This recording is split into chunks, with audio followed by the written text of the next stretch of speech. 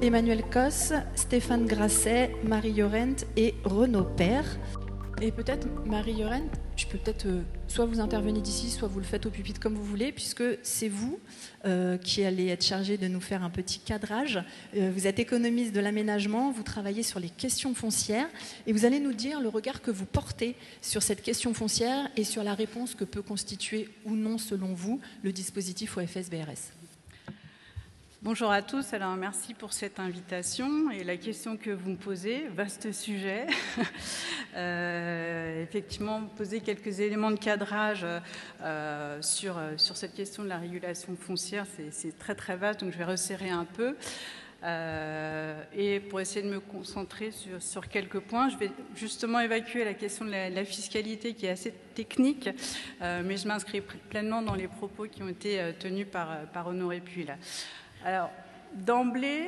Juste peut-être rapprocher les micros de votre bouche pour que je sois sûre qu'on vous entende. Voilà. Tout le monde... Non, j'avais l'impression que... Voilà. Alors, d'emblée, je souhaitais un petit peu mettre les pieds dans le plat par rapport à cette question des OFS comme outil de la régulation foncière. Quand on en a parlé ensemble pour préparer cette table ronde, ma première réponse qui a été assez spontanée était de dire « mais non, bien sûr que non », et puis en plus, ça n'a pas été pensé pour ça. Alors, vous allez me dire, c'est un peu court comme réponse. Évidemment, j'ai essayé de réfléchir un petit peu plus pour structurer ma réponse. Entre-temps, donc, je pense qu'il y a au moins deux registres de réponses. Le premier est purement quantitatif.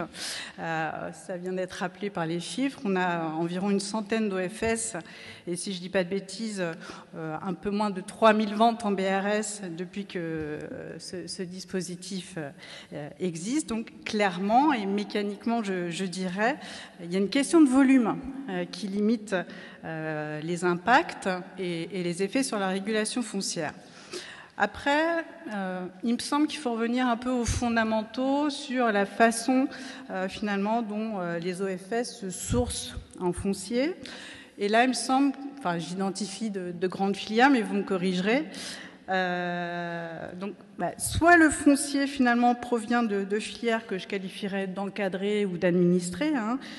C'est le cas des charges foncières qui sont cédées dans le cadre d'opérations d'aménagement d'ensemble d'initiatives publiques, par exemple, ou alors quand ça provient directement d'un EPF qui en plus peut pratiquer la minoration foncière. Alors quand on a un EPFL qui est aussi OFS, c'est merveilleux, mais un EPF n'est pas non plus exempt des mécanismes un peu concurrentiels sur son territoire. On a aussi un foncier qui provient directement des collectivités locales. Enfin là, ça devient une denrée assez rare. Ou alors directement le patrimoine des bailleurs quand c'est voué à la vente HLM. Donc là, en principe, on va dire qu'on est sur des charges foncières relativement bien maîtrisées. Ce ne sont pas les OPF en tant que tels, finalement, qui jouent un rôle vertueux sur le foncier, mais bien des opérateurs qui interviennent en amont. Là où les choses se corsent singulièrement, et vous en conviendrez, j'en doute pas une seconde, c'est dès lors qu'il faut s'approvisionner en foncier dans le diffus, où par définition les références de prix sont déjà là, sont celles du marché, et plus le marché est tendu, plus c'est difficile.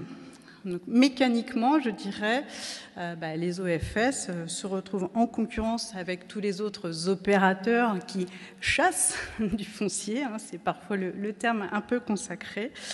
Et on sait que ça peut être assez féroce dans un contexte où le foncier constructible se fait de plus en plus rare et le sera encore plus, évidemment, avec le zéro artificialisation nette.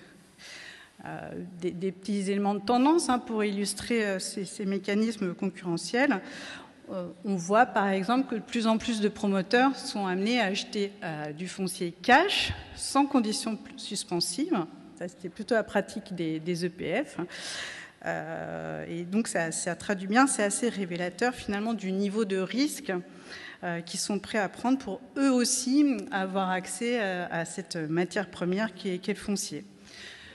Volontairement, je n'irai pas sur le sujet de la concurrence entre OFS. Je sais que ça peut faire l'objet de débats. Et puis de toute façon, je n'ai pas de données pour l'objectiver. Il y a juste, on pourrait dire, des retours d'expérience des territoires, mais tout de même un élément de réponse assez intuitif. Plus il y a d'opérateurs pour une quantité donnée de foncier, plus on peut penser que ça va faire monter les enchères. Voilà, c'est assez mécanique, sauf à ce que tout ça soit régulé ou alors qu'il y ait aussi une entente entre les opérateurs. Alors, se sourcer en foncier, c'est bien aujourd'hui le maître mot de tous les opérateurs qui interviennent sur la chaîne de l'aménagement jusqu'à l'immobilier, que ce soit pour le logement, mais aussi l'activité. Et ça me semble effectivement hyper important de ne pas oublier les différents sujets en la matière. Alors, c'est évidemment pas le seul mot d'ordre, puisque tous les opérateurs concernés, et que vous êtes également. L'autre sujet, c'est aussi tenir les équilibres d'opération dans un contexte où finalement chaque maillon de la chaîne de l'aménagement se complexifie et se renchérit. Alors, je sais bien que vous vous êtes plutôt positionné vraiment sur l'échelle immobilière, mais enfin, ça peut aussi procéder d'un processus plus complexe. Alors, sur la séquence purement foncière, c'est peut-être un peu brutal de le dire comme ça, mais enfin bon, collectivement, on a mangé notre pain blanc. Les réserves foncières s'amenuisent considérablement. On va nécessairement vers du renouvellement urbain et c'est une tendance qui, de toute façon, était déjà amorcée. Alors, pour intensifier, pour remembrer, pour surélever, on va aussi vers du recyclage de friches. Donc, tout un tas de sujets assez complexes et avec des coûts supplémentaires, en particulier s'il y a le sujet de l'expro qui se manifeste. Et là, on sait qu'on a quand même un sujet, une problématique assez sérieuse dans la fixation du prix par les juges. En tout cas, c'est un sujet qui est remonté lors des assises nationales du foncier et des territoires. Je ne suis pas spécialiste de ce sujet-là, mais manifestement, il y a un certain nombre de digues qui sont en train de tomber là-dessus. Sur la séquence de l'aménagement, là, pareil, on a des coûts de remise en état assez importants, d'ailleurs qu'il faut dépolluer, etc. Et on en arrive à la séquence plus de la construction que vous vivez au quotidien, j'imagine, avec un coût des matières premières, de l'énergie, etc., qui tend, là aussi, les bilans. Bref, le résultat, vous le connaissez comme moi. Finalement, c'est un modèle de l'aménagement à bout de souffle, singulièrement grippé et qui mérite d'être réinterrogé. D'autant plus qu'on le voit bien, le nombre d'opérations d'aménagement d'ensemble, qui sont source de foncier, tend à diminuer sensiblement. Donc, une des questions qui se pose aussi à Rennes, je me demande, on a eu l'occasion d'en débattre, c'est bien comment aménager dans le diffus. Comment retrouver des marges de manœuvre dans le diffus et d'avoir des opérations vertueuses et pas voilà, des choses qui font pas ville au fond. Alors, face à ce constat qui n'est pas nouveau, mais voilà, qui devient franchement aigu depuis les derniers mois, il y a différentes solutions qui sont mises en place au cours du temps, je dirais depuis 10-15 ans maintenant. D'abord, une solution que je qualifierais d'organisationnelle, à travers un mouvement de recomposition des acteurs de la chaîne de l'aménagement et de l'immobilier. Pour faire court, beaucoup d'hybridation justement entre l'aménagement et la promotion, enfin du moins entre l'aménagement et la construction, pour répartir les risques et réaliser des péréquations entre l'amont de la chaîne et l'aval. Alors là, ce n'est pas des péréquations sur les produits logements, mais c'est bien sur ces différentes séquences. Et ce mouvement, on voit bien, il concerne aussi bien des opérateurs privés, mais aussi certains bailleurs. Je pense par exemple à Vilogia qui a créé sa filiale aménagement, ou encore des SEM, puisque les SEM vont aussi vers la copromotion. Donc tantôt on remonte la chaîne pour se sourcer en foncier, tantôt on va vers l'aval pour davantage se sécuriser en recettes. Donc ça, c'est un premier niveau de réponse qui s'est mis en place au cours du temps, mais qui atteint lui aussi ses limites. Et il y a une autre tendance plus récente, et évidemment c'est sur celle-là que je voudrais mettre l'accent, c'est le développement, pour ne pas dire l'explosion, du nombre de foncières de toute nature. Alors, c'est à la fois des grands propriétaires fonciers type SNCF, La Poste, Engie et d'autres qui créent leurs propres foncières. C'est aussi des foncières commerciales de grandes enseignes, des foncières publiques, des foncières parapubliques, des foncières solidaires, des foncières, là encore, développées par des SEM.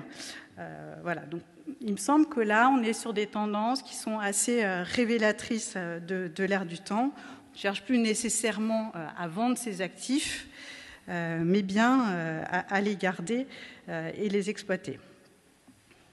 Ces réflexions, ces arbitrages sont partout, dans les collectivités. Je pense que ça va faire réagir certains dans cette table ronde. Et ça traduit bien une évolution du rapport au foncier.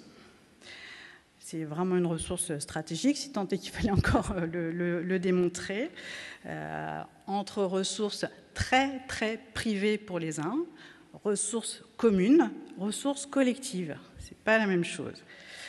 Et effectivement, cette référence a été déjà citée, mais je crois qu'elle est inépuisable et est vraiment d'actualité. Je vous invite, si vous ne l'avez pas déjà fait, à relire Edgar Pisani, notamment quand il y parle aussi d'office foncier intercommunal. Teasing. Alors, le déploiement des OFS et le démembrement de la propriété s'inscrivent pleinement dans ce mouvement. Il s'agit bien de sanctuariser le foncier, le sortir du marché. Donc, indiscutablement, je pense que ça atteint sa cible sur cette question de solvabiliser les ménages et d'agir sur les prix de sortie. Mais ça reste une solution palliative qui n'est pas magique, hélas. Mais là encore, pour des questions de volume, et n'agit pas véritablement sur la régulation foncière dans un contexte aussi concurrentiel. Alors vous allez me dire que j'ai un tropisme sur les marchés tendus. Il y a aussi des sujets sur les marchés détendus. En tout cas, on le sait, vous le savez mieux que moi, c'est aussi un moyen, à certains égards, de continuer à s'offrir du foncier cher. Et on aurait pu la rappeler aussi, on sait à qui ça profite, les propriétaires. Je crois que c'est un sujet qui, désormais, fait assez consensus. Alors, la question, comment réguler le marché ? En réalité, comment réguler les acteurs qui font le marché ? Parce que s'il n'y a pas d'acteurs, il n'y a pas de marché. Je voulais vous parler d'un cas d'école, Bordeaux Métropole. Alors, il y a sans doute des Bordelais dans la salle. Mais je prends cet exemple pour avoir discuté tout simplement avec les services de la collectivité du pôle foncier. Sur la métropole de Bordeaux, il y a 200 opérateurs immobiliers, tout opérateur confondu, promoteurs, ménageurs, COP-HLM, etc. Je ne sais pas combien on est sur la métropole de Lyon, etc. Bref, comment réguler un tel jeu d'acteurs ? Là, ce qui me semblait assez intéressant, c'est la démarche qu'ils ont tenté de mettre en place et que d'autres collectivités ont aussi initiée à travers ce qu'ils appellent une conférence des partenaires. Alors très bien, l'idée c'est collectivement de partager les règles du jeu. Parfait, mais on sait bien que les promesses, ça n'engage que ceux qui y croient. Et ce type de fonctionnement sur des accords tacites, sur le principe d'une gentleman agreement, ça ne marche pas. Comme disent les économistes, ils parlent volontiers du passager clandestin. Il y a souvent un passager clandestin, celui qui ne va pas jouer le jeu, justement, qui va surenchérir, qui va entretenir ce mécanisme inflationniste. Alors, pour moi, l'idée de base est très très bonne, mais elle doit s'accompagner d'un système incitatif beaucoup plus engageant. Si on le dit de façon un peu moins langue de bois, c'est la carotte et le bâton. c'est-à-dire des engagements bilatéraux. Je n'ai pas d'idée toute faite, hein, mais par exemple, des droits à construire contre une charge foncière plafonnée. On tendrait de cette manière vers des mécanismes sans doute plus contractuels. En tout cas, ma conviction, c'est qu'il y a beaucoup à faire dans la structuration des jeux d'acteurs locaux qui, par eux-mêmes, on le sait, ne peuvent pas s'autoréguler. On ne va pas tomber dans une vision bisounours des choses, il faut se le dire. En tout cas, ce sont des démarches partenariales à engager avec les parties prenantes du territoire, mais je dirais presque quasiment à livre ouvert, en élargissant aussi aux banques, vous l'avez dit, ce sont des partenaires clés aussi dans les dispositifs, aux domaines, au service des domaines. Alors, j'évoque à dessein les domaines, puisque là aussi, à Bordeaux, ils ont engagé un travail assez intéressant, presque d'acculturation réciproque, pour voir comment on fixe des références de prix qui font sens dans le marché, et aussi pour aider les collectivités à négocier dès lors qu'elles sont prospectées par des opérateurs et arriver à produire des opérations voilà, pas complètement délirantes sur leur territoire. Et à cet égard, je pense que pas mal d'OFS, de par leur gouvernance, mais aussi pour certains, compte tenu de leur périmètre d'intervention assez large, peuvent constituer des vrais points d'appui dans la structuration de ce système partenarial. J'en viens à mon dernier point. Pour tout ça prenne forme, il me semble qu'il y a un sujet qui est fondamental, c'est la définition de stratégie foncière territoriale. Alors ça, c'est un message très fort qu'on porte avec nos collègues du LIFTI. Je vois des amis dans la salle qui s'y retrouveront. Alors quand on dit ça, ça veut dire quoi ? C'est définir beaucoup plus finement les besoins et les usages du foncier pour tenir les objectifs globaux des différentes politiques publiques. Alors, on parle souvent d'injonctions contradictoires, certes, mais enfin, il y a ce travail à faire d'élaboration et là aussi de partenariat, voire de contractualisation entre les différents échelons. C'est identifier les fonciers stratégiques sur lesquels avoir une action prioritaire et ensuite déployer les outils de l'action foncière, parce qu'il y a quand même beaucoup d'outils déjà à disposition. Ce n'est pas toujours nécessaire voilà, d'être dans cette recherche un peu, là aussi, de surenchère dans l'outil et l'instrument. En tout cas, il y a une vraie carence sur ce sujet-là. Il y a aussi un besoin d'ingénierie très clair dans les territoires, et une carence aussi de la connaissance fine du foncier et des gisements. Donc là, c'est plutôt intéressant et vertueux, me semble-t-il, d'avoir instauré au titre de la loi climat et résilience l'obligation de créer des observatoires locaux de l'habitat et du foncier pour y contribuer justement. C'est aussi articuler beaucoup plus finement les documents de planification. Alors, PLH avec PLUI aussi, les documents au titre de l'activité économique. C'est éviter d'écrire des OAP complètement hors sol, dont la faisabilité économique et opérationnelle n'a pas été travaillée. Et il me semble finalement que c'est dans ce cadre, comme outil au service des politiques publiques, que les OFS trouvent naturellement leur place. Alors, je ne suis pas la seule à avoir fait un clin d'œil à Edgar Pisani. C'est bien, on ne cite pas forcément les mêmes passages.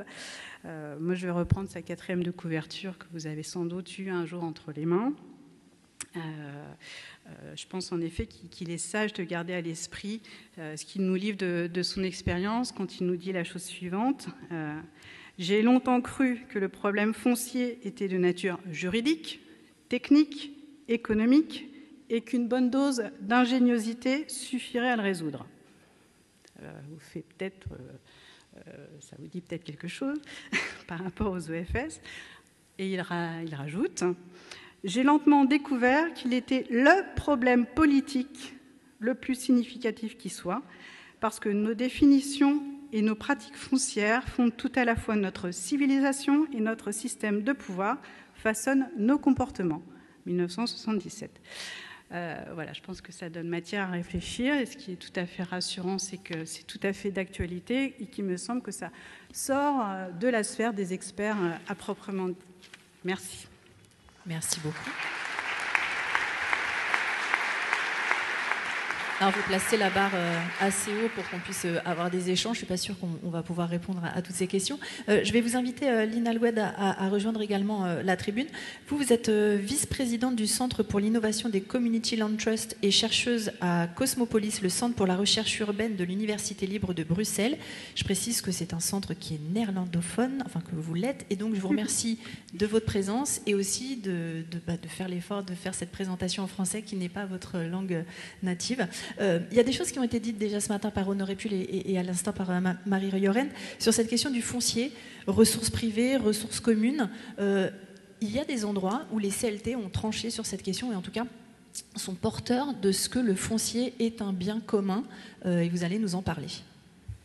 C'est ça. Merci beaucoup. Merci Emmanuel. Merci tout le monde pour l'invitation. C'est vraiment un honneur d'être là dans cette belle salle. Comme Emmanuel a dit, mon français il n'est pas parfait du tout, donc voilà, parfois je vais utiliser quelques termes en anglais.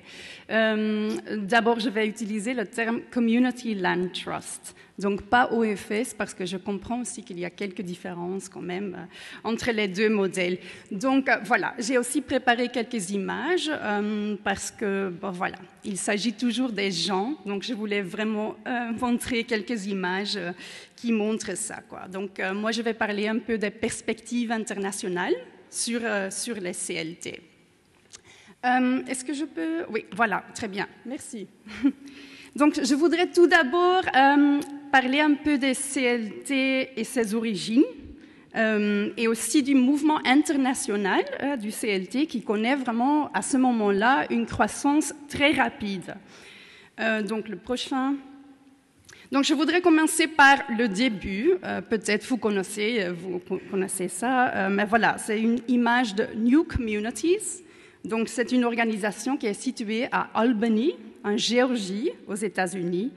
Et donc, New Communities, c'est le premier Community Land Trust comme on le connaît à ce moment-là, dans le monde.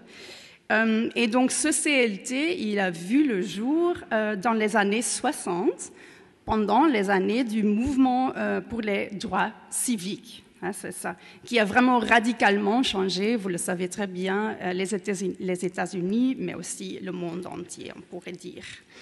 Donc le prochain, dans les années 60, de nombreux Afro-Américains, ils ont travaillé pour de grandes exploitations agricoles appartenant à des Blancs, sans aucun droit de propriété sur le foncier qu'ils avaient travaillé pendant des années.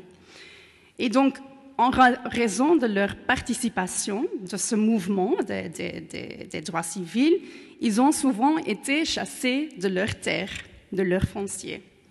Et donc, un groupe de personnes d'Albany, ils commencent donc à s'organiser pour obtenir une véritable émancipation. Une émancipation qui était notamment économique, c'est-à-dire la propriété du foncier qu'ils avaient travaillé pendant des années. Donc le prochain. Donc plusieurs familles à ce temps-là, ils ont décidé d'acheter ensemble 6000 hectares de terres agricoles.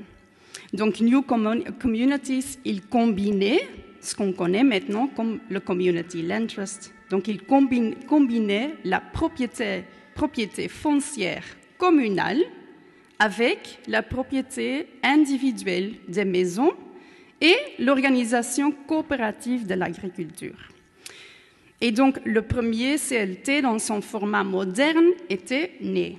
Et donc, la photo ici, elle vient du documentaire Arc of Justice. C'est vraiment très, très bon, ce film. Et donc, voilà, il dit ce foncier appartenait au plus grand propriétaire d'esclaves de Géorgie et maintenant, elle appartient à des descendants d'esclaves. Donc, je trouve ça très, très fort comme message. Le prochain. Donc, le CLT, ce n'est pas seulement un modèle américain. Je trouve ça très important. On entend ça encore, hein, c'est quelque chose d'américain. Ce n'est pas vrai. Ici, on est en France. Il y a beaucoup de CLT partout, hein, dans le monde entier. Et donc, le premier CLT, New Communities, il était aussi inspiré, hein, de différents modes de relation à la terre qui existaient déjà. Donc, de différents modes de propriété, de foncier en commun, hein, qui existent depuis très longtemps. Par exemple, j'ai mis quelques images ici. Par exemple, il y a les terres communes de différentes populations indigènes, mais aussi, la photo là, les Garden Cities d'Angleterre, hein, avec des bâtiments. Là, il y avait des bâtiments privés et des terrains appartenant à une organisation non gouvernementale. Mais aussi les ejidos de Mexique. Là encore, à ce jour-là, plus que 50% du foncier national est en propriété en commun dans les ejidos. Mais donc, c'était surtout le mouvement d'Inde, Village Gift, où les dons de terre étaient accordés à des villages entiers et non à des individus. Donc voilà, je mentionne ça parce que je trouve très important qu'on sait d'où ça vient un peu l'idée. Donc le prochain. Maintenant, voilà, depuis ces premiers CLT, des dizaines de milliers de personnes vivent aujourd'hui dans les CLT, dans tous les coins du monde. Bien qu'encore, comme on voit sur cette carte, bien qu'encore principalement aux États-Unis et en Europe, mais cela vraiment, ça commence à changer très vite à ce moment-là. Le prochain. Et je pense que cette croissance rapide est surtout grâce à un exemple que je voudrais parler un peu plus en détail aujourd'hui, et c'est le Caño Martín Peña Community Land Trust. C'est un CLT qui est à Porto Rico, donc aux Caraïbes. C'est vraiment un très bon exemple, je pense, de l'application très variée des CLT. Et peut-être plusieurs de vous connaissent ce CLT parce qu'ils ont gagné le prix mondial de l'habitat en 2016 en tant que projet de logement le plus innovateur à ce moment-là. Et il avait vraiment un grand potentiel d'inspirer d'autres endroits dans le monde. Mais surtout, c'était une inspiration comme outil de régularisation foncière dans les quartiers précaires où les gens n'ont pas de titre prouvant qu'ils sont propriétaires de leur maison ou de leur terre. Prochain. Depuis qu'ils ont reçu ce prix mondial de l'habitat, il y a eu beaucoup d'intérêt des autres quartiers, des autres endroits dans le monde entier. Et donc voilà, on a organisé plusieurs échanges à Porto Rico pour montrer ce qu'ils ont fait là-bas. Le prochain. Et après ces échanges, voilà, on a fondé ce qui est le Center for CLT Innovation. Donc, c'est le Centre pour l'innovation des CLT. Et là, on soutient la création de nouvelles CLT et aussi l'échange de pratiques entre les CLT. Je sais que parmi vous, il y a beaucoup de personnes qui connaissent bien ce centre et qui ont participé.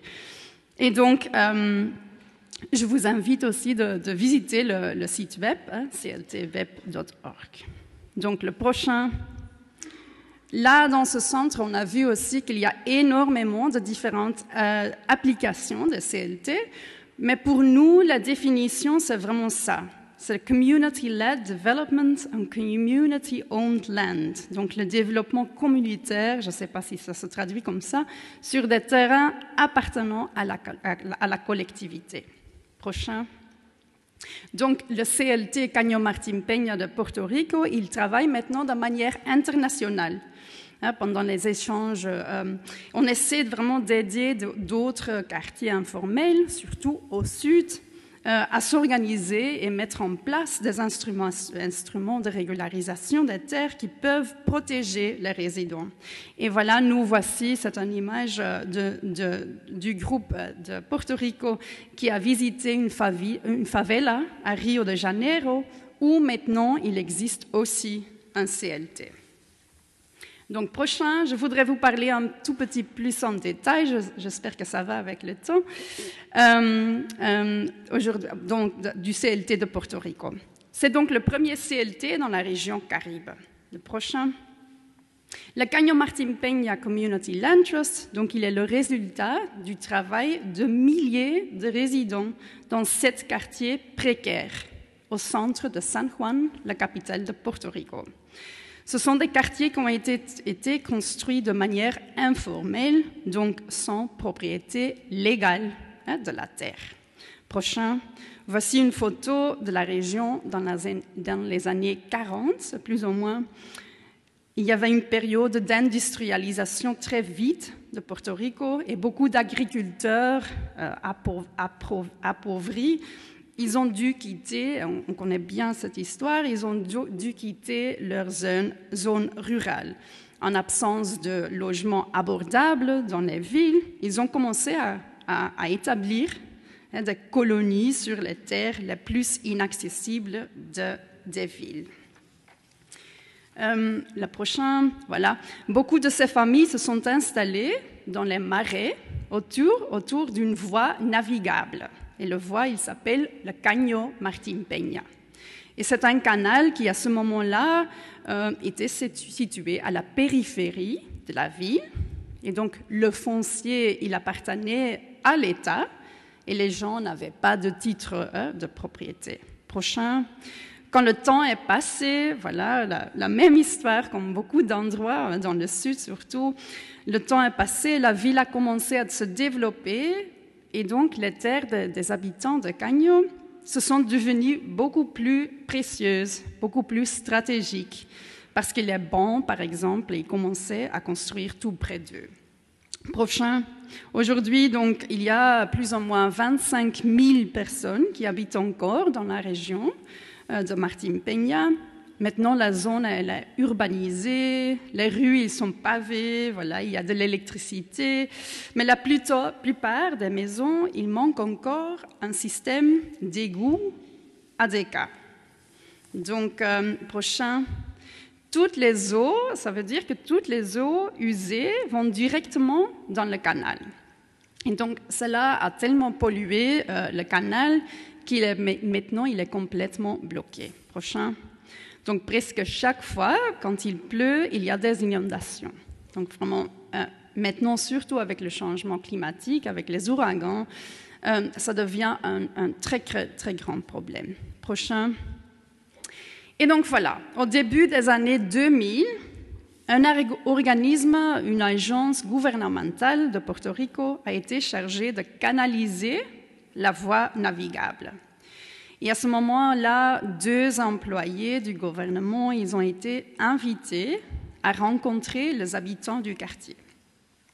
Et ces employés, ils ont vraiment poussé la participation des gens et ils ont animé des nombreuses réunions du quartier au cours desquelles les résidents ont pu parler eux-mêmes vraiment de leur méfiance du gouvernement, de leur méfiance des projets d'infrastructure, parce qu'ils avaient peur d'être déplacés. La restauration du canal augmenterait sans doute le prix des terrains. Et donc, les gens du quartier, ils ont décidé qu'ils devaient créer un mécanisme qui leur permettait de rester dans leur quartier, tout en bénéficiant donc des améliorations apportées par le projet d'infrastructure. Donc, prochain. À la suite donc de ces nombreuses réunions de quartier, les habitants ils ont créé plusieurs institutions qui les aideraient à mettre en œuvre un plan de développement du quartier, un plan qu'eux-mêmes ils avaient fait. Donc, ils ont créé le Proyecto Enlace. C'est une société publique chargé de mettre en œuvre le plan de développement. Aussi, le G8, le G8, c'est une organisation qui regroupe toutes les organisations de base et enfin et surtout, ils ont créé le CLT, el Fideicomiso de la Tierra. Prochain. Donc, comment il fonctionne ce CLT? Donc, comme les CLT en Europe, comme ici en France, comme aux États-Unis, ce CLT, il sépare les maisons du foncier. Donc, propriété individuelle des maisons et propriété collective des fonciers. C'est 80 hectares. Et donc, ça, c'est géré par l'organisation, par le trust. Mais au Porto Rico, là, ils ont décidé aussi de complètement renouveler cet instrument. Ce n'est pas un CLT comme aux États-Unis, tant comme l'OFS, ce n'est pas un instrument comme aux États-Unis. Donc, c'est vraiment un peu différent. Donc, là-bas, ils ont vraiment adapté l'instrument à leurs propres besoins. Voilà. Et donc, les gens qui habitaient là-bas, ils habitaient dans des conditions très difficiles, mais ils habitaient déjà là-bas. Donc ce n'est pas des maisons construites. Hein, et le foncier où il habitait, c'était de l'État. Et donc, ils ont transformé le CLT dans un instrument de régularisation foncière. Donc, chaque famille, comme on voit sur cette image, chaque famille possède individuellement des droits de surface de sa parcelle et obtiendra un acte officiellement enregistré auprès du registre de la propriété. Et donc, ces droits de surface, surface rights, peuvent être vendus, ils peuvent être hérités, ils peuvent être hypothéqués. Voilà, prochain. Donc, les images précédentes, c'était toutes des photos de la région avant septembre 2017. C'est le mois qui est passé l'ouragan Maria, qui était un des ouragans plus terribles de l'histoire, qui a eu de terribles conséquences à Porto Rico. Donc, aussi dans la région Caño Martín Peña, des milliers de maisons dans les quartiers ont été gravement endommagées. Prochain. Donc, il a fallu des semaines pour le gouvernement d'envoyer de l'aide aux habitants de cette région. Mais les habitants étaient là dès que la tempête est passée, avec de l'aide mutuelle, avec les nourritures, comme on voit ici sur cette photo. C'est vraiment le jour après de l'ouragan Maria, avec des bâches en plastique. Donc, ma recherche, en fait, à l'Université de Bruxelles se centre sur la façon dont les CLT ils aident à faire face aux conséquences du changement climatique. Donc, les CLT, comme quelqu'un a dit aussi aux États-Unis, c'est vraiment le first safety net of the community. Donc, c'est les gens qui sont là d'abord. Prochain. Donc, la tierra es nuestra. Le foncier nous appartient, comme dit cette fille à Porto Rico. Donc, le CLT de Caño Martín Peña, il régularise maintenant le foncier d'environ 1500 familles. Ensemble, ils sont devenus un des plus grands propriétaires de foncier de San Juan. Donc, c'était des gens très marginalisés, ils étaient ignorés pendant des décennies. Maintenant, ils sont un des propriétaires plus grands de San Juan. Donc, c'est vraiment très spécial. Et donc, c'est aussi bien le CLT plus grand du monde. Donc, prochain, je voudrais en fait terminer avec un peu de promotion. Ce sont les livres de Terra Nostra Press. Donc, c'est la presse du Centre de l'innovation des CLT. Et donc, on vient de publier Community Matters. C'est un livre qui parle sur l'importance de la participation des résidents dans les CLT. Je pense vraiment que pour les gens intéressés dans les CLT, dans les OFS, ce sont de très bonnes références. OK, le dernier. Merci. Donc, je voudrais terminer seulement à dire que cette présentation, elle est vraiment basée sur le travail des milliers de personnes à Porto Rico. Donc, c'est vraiment eux qui méritent être ici dans cette belle salle avec vous. Mais bon. Donc, si vous êtes intéressé d'être en contact avec eux, n'hésitez pas à me le demander. Merci beaucoup pour l'attention. Merci. Merci beaucoup, Lynn. Alors, on voit 2 présentations, 2 cadrages qui nous montrent aussi une utilisation de l'outil complètement différente. Encore que les questions de régularisation de foncier ont pu se poser et peuvent se poser encore parfois, notamment outre-mer, même si ce n'est pas forcément les OFS qui ont été mis à contribution pour cette question. Il y a 2 mots forts, je trouve, qui ont été prononcés déjà ce matin. Alors, c'est le mot régulation, mais ça, c'était dans l'intitulé de la séquence, donc on s'y attendait. Il y a aussi le mot émancipation. Les OFS, ils ont aussi vocation à permettre à des gens d'accéder à des parcours résidentiels. Et on sait très bien que le logement, le fait de pouvoir vivre dignement et dans des conditions bonnes, sont facteurs d'émancipation. Vous tous, je vous ai déjà entendu en parler. On a parlé de stratégie territoriale, c'est maintenant de ça dont on va parler, de régulation des acteurs. Peut-être on va commencer alors, sur des territoires qui n'ont rien à voir avec la situation qui vient de nous être présentée, même si le réchauffement climatique concernera la France aussi, mais dans des proportions qui ne sont en tout cas aujourd'hui pas celles qu'ont pu connaître Porto Rico. On va peut-être commencer avec vous, Stéphane Grasset. Vous êtes maire de Buc, vice-président de la communauté d'agglomération de Versailles-Grand Parc. Qu'est-ce que ça peut vous évoquer déjà, les propos qui ont été tenus ce matin sur cette question du foncier comme étant un bien commun sur lequel la collectivité doit intervenir, et comment vous l'inscrivez, à quels besoins ça doit répondre sur votre territoire?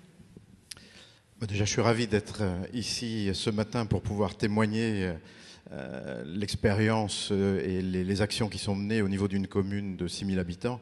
Buc, j'imagine que vous êtes nombreux à connaître, mais néanmoins, pour les rares qui ne connaissent pas, c'est une commune des Yvelines qui fait partie de la communauté d'agglomération de Versailles-Grand Parc, qui jouxte Versailles, qui est sur le plateau de Saclay, 6200 habitants et à peu près 6000 emplois dans une zone d'activité. Vous imaginez bien que nous avons alors il y a des aspects historiques, il y a un aqueduc magnifique qui amenait l'eau au château de Versailles, et aujourd'hui notre festival de la BD internationalement connu. Bon, une fois dit cela, je suis à la tête d'une équipe qui a été élue donc nouvellement en 2020, et nous nous sommes posé la question dès fin 2019-2020 de la manière de répondre aux besoins d'un parcours résidentiel pour tous. L'immobilier est particulièrement tendu, là je n'apprends rien à personne et je pense qu'il y a beaucoup plus d'experts que moi dans cette salle.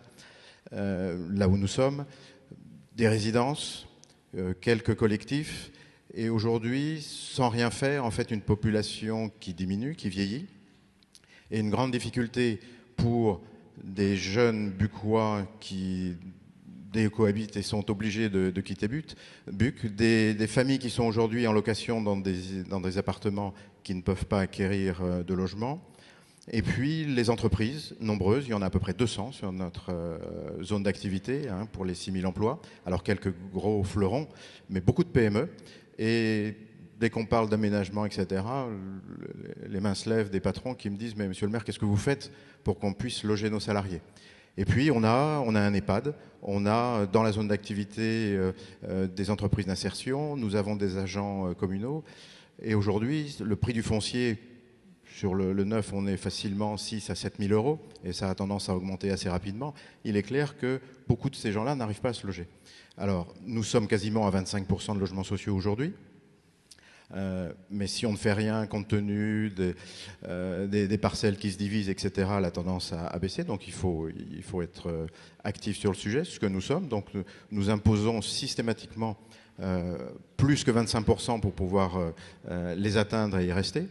Le marché libre, voilà, progresse et on a besoin de personnes. Les acteurs sont nombreux et si vous êtes au bon prix, en moins d'une semaine, vous avez vendu votre appartement ou votre maison. Par contre, il y avait vraiment un trou dans la raquette pour un certain nombre de profils. Alors, le BRS, pour nous est apparu comme effectivement intéressant. Nous nous sommes rapprochés rapidement de l'EPF aussi pour avoir une aide sur la maîtrise du foncier. Nous nous sommes rapprochés très rapidement de l'OFS des Yvelines.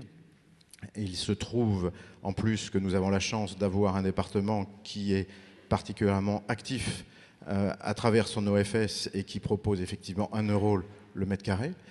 Donc ça va permettre de proposer des prix vraiment attractif, parce que sur un programme neuf à 7 000 €, on peut tomber à 4 000 € plus les 1 euro par mètre carré. Donc on arrive effectivement à cibler un certain nombre de cadres qui travaillent dans l'entreprise, les jeunes familles qui ont besoin de rester. Il faut qu'on remplisse nos écoles. Enfin bon, il y a d'autres élus dans la salle, c'est une problématique que nous avons tous. Et puis, donc du coup, ce que nous faisons, il y a quelques fonciers que nous maîtrisons, mais assez peu, ça a été dit, effectivement. Sur cela, on a cette maîtrise, on fait en sorte de dire, ben voilà, c'est ça qu'on veut. Je vais vous donner des chiffres. Globalement, sur les 3 années qui arrivent, nous devrions avoir à peu près 400 nouveaux logements. Pour une commune de 6 000 habitants, c'est quand même assez important. Si tout se passe comme nous le souhaitons et dans nos discussions avec les différents opérateurs aujourd'hui, ça devrait être pour 50% de l'accession libre, 25% du social, 25% du BRS. C'est la cible que nous avons. Et ça, c'est important. Alors, il y a quelques opérations, on maîtrise complètement. Et là, on choisit de faire, alors ce sont des petites opérations, 100% de BRS. Et là, l'OFS des Yvelines, encore une fois, nous accompagne. Et alors, on n'a pas de concurrence, en tout cas, on ne subit pas de concurrence entre les OFS au niveau de Buc pour le moment, en tout cas. Peut-être parce que l'OFS des Yvelines est suffisamment agressif dans son approche financière pour que, effectivement, les autres aient plus de mal à se placer. Je ne sais pas pourquoi, mais toujours est-il que c'est un constat que je fais. Et il y a un autre projet, par exemple, qui est important. Il y a un fort qui a été construit, qui appartient à l'État, qui a été construit juste après la guerre de 70 pour protéger Paris. Vous imaginez qu'il n'a pas beaucoup servi après. Et aujourd'hui, c'est 14 hectares. 14 hectares avec du bois, avec un fort somptueux à restaurer. Et puis une friche industrielle. Il y avait la Thomson, branche armement, qui a quitté en 95, je crois. Et là, c'est pareil. Nous essayons de faire en sorte qu'il y ait alors, c'est l'État qui vend. Donc, c'est parfois compliqué parce que la problématique de l'État est là, et surtout d'avoir à très court terme des revenus importants sur la cession immobilière. D'où le travail avec les domaines qui a été évoqué tout à l'heure. D'où le travail avec les domaines qui a été évoqué. Mais là, ceci dit, alors le travail avec les domaines, effectivement, nous, il est important parce que sur le foncier que nous possédons ou via l'EPF, on fait en sorte effectivement de mettre en avant la nature du projet. Typiquement, il y a un terrain de 3000 m² que nous avons acheté il y a 3 ans maintenant, sur lequel, divisé en 3, il y aura de l'habitat inclusif, parce que c'est important d'en avoir aussi dans des communes comme les nôtres. Nous avons la chance d'avoir déjà un habitat inclusif pour les malades d'Alzheimer. Ça s'appelle la Maison des Sages. Je vous invite à regarder, et j'invite toutes les communes qui sont à la recherche de ça, effectivement de mettre en place des modèles comme ça qui viennent compléter les structures comme les EHPAD. Là, en l'occurrence, ce sera un modèle pour des jeunes femmes handicapées psychiques, donc sur à peu près 1000 m². 1000 m², maison médicale et des logements dessus. Ça nous permet, ce modèle-là, de financer la maison médicale. Nous ne sommes pas dans un désert médical, quoique. Et donc, ce que nous souhaitons, effectivement, c'est du BRS, parce qu'on est sur, je ne sais pas, entre 10 et 20 logements. Justement, nous discutons avec différents opérateurs. Et puis, de laisser des espaces publics à côté. Donc là, on fait le choix de ne pas densifier trop. Ça n'est pas accepté par notre population. Il faut arriver à expliquer ces programmes-là. Et sur le fort de Buc, donc, dans le PLU, 220 logements. Nous verrons le résultat. Il y a un appel à projet qui a été lancé au niveau national, visiblement qui a du succès. Donc nous espérons effectivement pouvoir répondre. Donc vous voyez, ce sont différents types d'opérations qui nous permettent aujourd'hui, je l'espère, d'atteindre les chiffres que j'évoquais tout à l'heure et de pouvoir créer ce parcours résidentiel pour tous et à tous les âges. Merci. Voilà. Marie-Yoren parlait tout à l'heure du bâton et de la carotte. Là, vous fixez des objectifs, 25% de logement social, 25% BRS, 50% accession. Comment vous faites pour imposer ça? Vous l'imposez, c'est comme ça, et si c'est pas cette programmation-là, il n'y a pas de cession. Comment, voilà, par rapport à... Est-ce que c'est juste indicatif? Enfin, indicatif. Est-ce que ce sont forcément les documents d'urbanisme? Mais voilà, comment concrètement vous faites pour que ces intentions, elles se traduisent dans les faits derrière?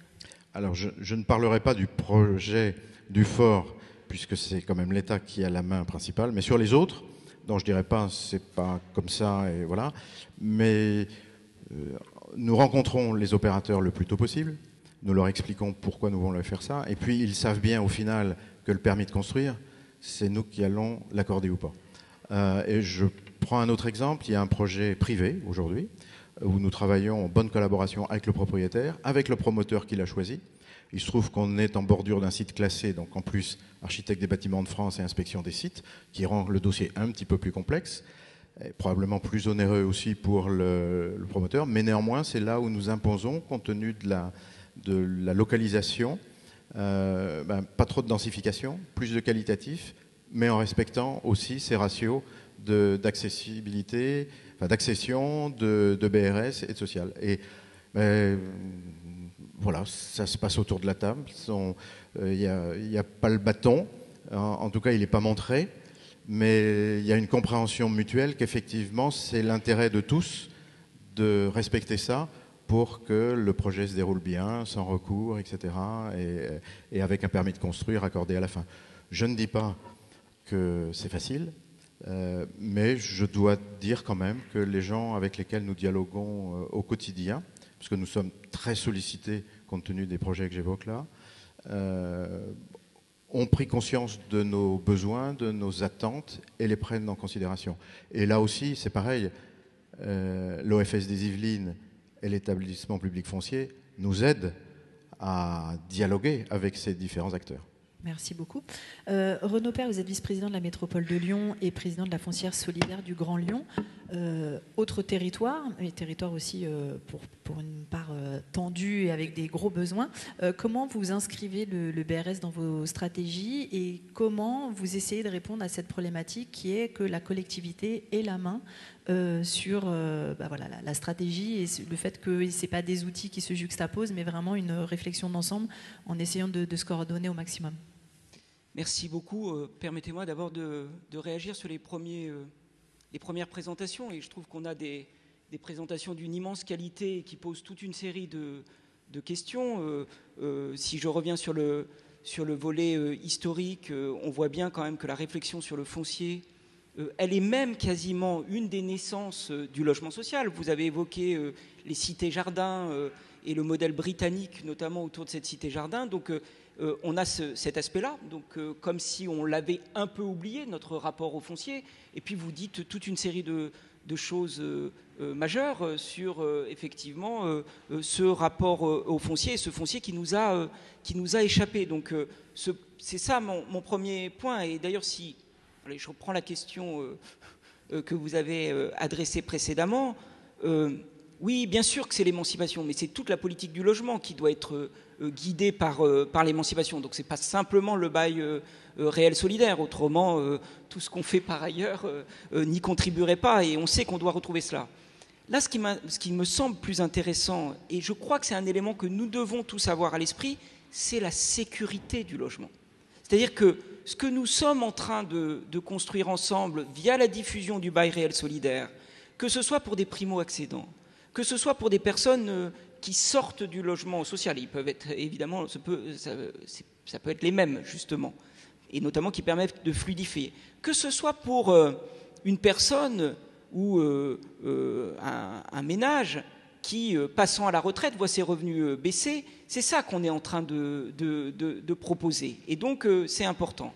Simplement, il y a le foncier, et on a quand même fait n'importe quoi dans une grande partie de nos villes et de nos pays avec le foncier sur le temps très long. On parle souvent, je me permets quand même de commencer comme ça, et évidemment je vais répondre à votre question, mais on remarque qu'à juste titre, on fait la promotion de Vienne en ce moment, Vienne en Autriche, et qu'on dit qu'on a là un modèle, et à juste titre. Mais rappelons-le quand même, ce qui s'est passé à Vienne. C'est d'abord la Vienne rouge, dans l'entre-deux-guerres, qui a construit massivement du logement social.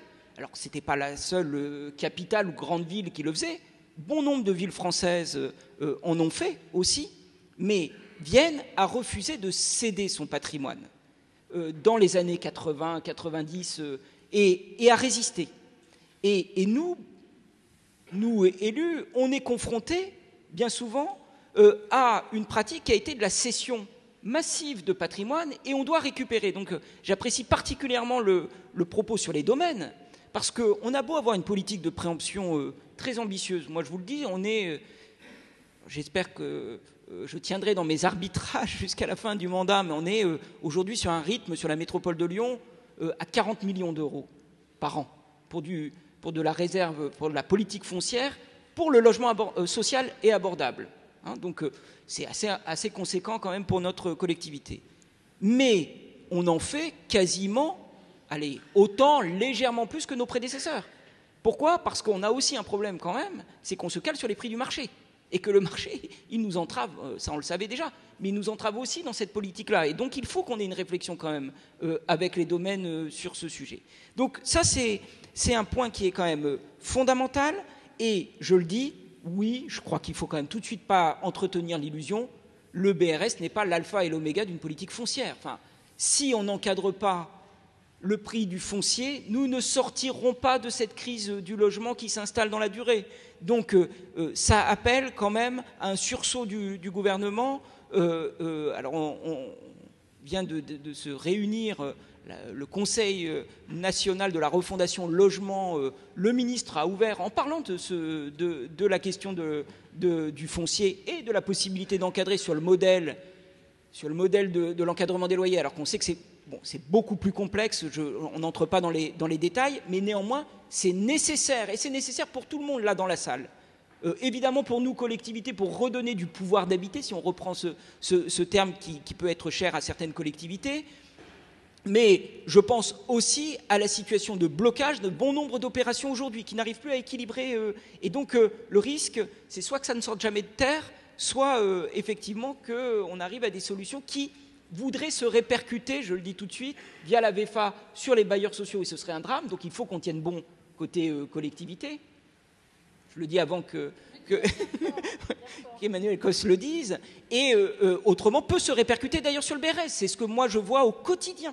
Donc il faut absolument prendre la question dès l'origine.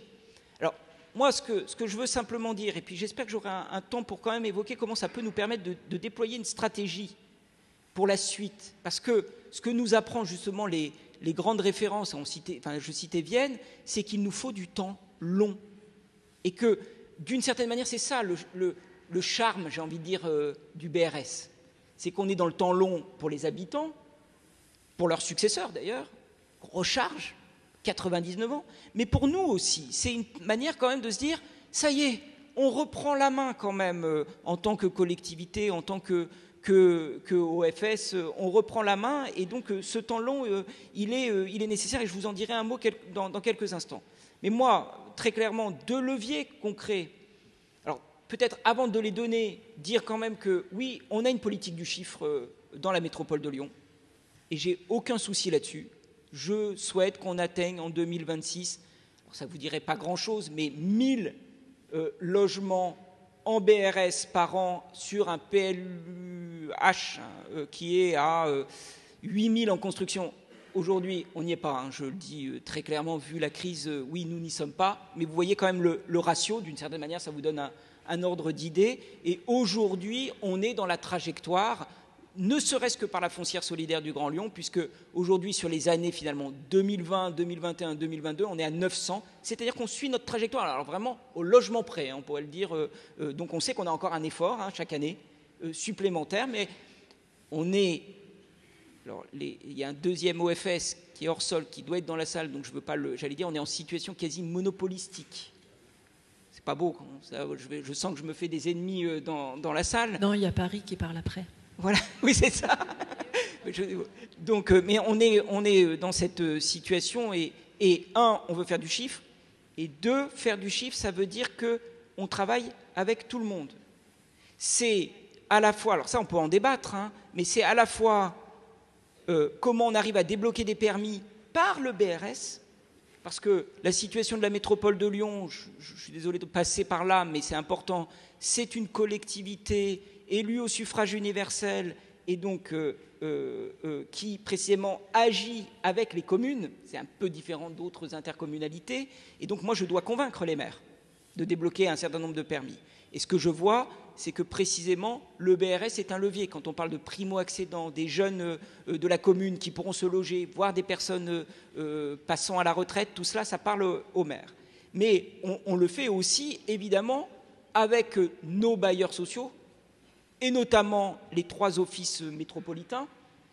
Je prends juste un exemple, une très belle opération, enfin, j'y suis très attaché, plateau de la Croix-Rousse, foncier métropole. Nos prédécesseurs étaient dans un travail avec un promoteur. On a repris la main, je le dis comme cela, on a repris dans une négociation, on a repris le foncier et on fait avec l'opérateur qui est Grand Lyon Habitat, office métropolitain, 60% de BRS et 40%, enfin 2 tiers de BRS et 1 tiers de logements locatifs sociaux.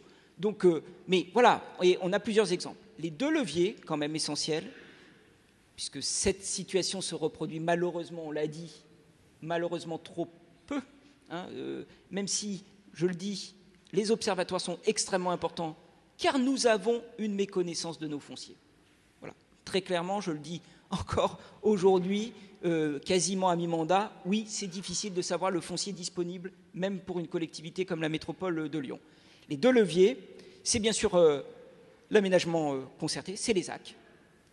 Et dans les dernières ZAC qu'on a impulsées, on est à 60% de logements abordables, 30% de logements locatifs sociaux, 30% de BRS. C'est exactement la phase 2, pour celles et ceux qui connaissent, de Confluence, celle sur laquelle notre exécutif a pu avoir la main.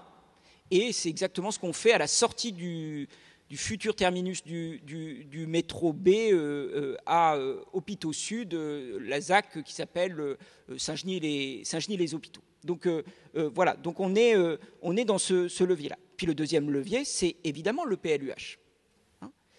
C'est-à-dire notamment les secteurs de mixité sociale. On sort d'une modification, enfin elle est maintenant opposable, la modification numéro 3 du PLUH. Pour la première fois, on introduit le BRS dans les secteurs de mixité sociale. C'est quand même les leviers importants. Et après, évidemment, c'est une discussion au quotidien. Mais moi, ce que je remarque, c'est que le BRS nous aide. C'est-à-dire que le BRS, c'est plutôt un levier pour permettre véritablement de convaincre un maire de signer un permis de construire. J'espère que ça durera. Et ce que je vous dis sur le premier bilan qu'on fait, on est autour de 56% de celles et ceux qui sont bénéficiaires d'un BRS avec la foncière solidaire du Grand Lyon, qui sont dont le revenu fiscal de référence est inférieur à 60% du plafond PSLA. Donc, d'une certaine manière, on n'est pas totalement que sur les classes moyennes, enfin, même si cette définition est évidemment un peu large. Donc, c'est ça quand même qu'on est en train de faire, et j'espère qu'on pourra prolonger, mais j'ai été beaucoup trop long déjà. Merci beaucoup. Yann Brossat, j'évoquais Paris sur la question du monopole, mais vous aurez peut-être l'occasion de parler du choix que vous avez fait pour votre OFS et pourquoi. Cette question du foncier à Paris, on le sait, elle est évidemment prégnante. C'est une capitale qui est assez limitée dans sa superficie et avec des fonciers qui sont pour beaucoup déjà très occupés, et ça pose une vraie question sur la construction. C'est un axe sur lequel vous agissez depuis plusieurs années. Vous venez de présenter là une stratégie globale d'intervention avec un accent fort de mise sur ce que vous appelez le logement public. Est-ce que c'est une façon finalement de reprendre un petit peu ce qu'on disait tout à l'heure sur il faut que ça appartienne à la collectivité et qu'elle soit maître de son développement? Oui, absolument. Pour répondre directement à votre question, nous avons effectivement défini à Paris une stratégie logement à horizon 2035 avec les services de la direction du logement et de l'habitat, et cette stratégie a été présentée lors de notre dernier Conseil de Paris. Quelle était au fond l'idée? D'abord, effectivement, le temps long, le choix de se projeter sur 10, 12 ans et d'être capable de dire ce que nous souhaitons pour le logement à Paris à horizon 2035. Avec aussi un constat. Ce constat, il est relativement simple. Au tout début des années 2000, si je me projette un peu en arrière, Paris s'était fixé l'objectif d'atteindre les 25% de logements sociaux à horizon 2025. À l'époque, j'y insiste, à Paris, nous avions 13% de logements sociaux. Et nous sommes en passe d'atteindre ce seuil des 25% de logements sociaux. À l'époque d'ailleurs, au début des années 2000, c'était Bertrand Delanoë qui était maire, cette perspective paraissait irréaliste aux yeux de beaucoup de gens qui nous disaient comment à Paris vous allez arriver à atteindre les 25% de logements sociaux. Le logement social à Paris, globalement, c'était les immeubles en briques rouges des années 30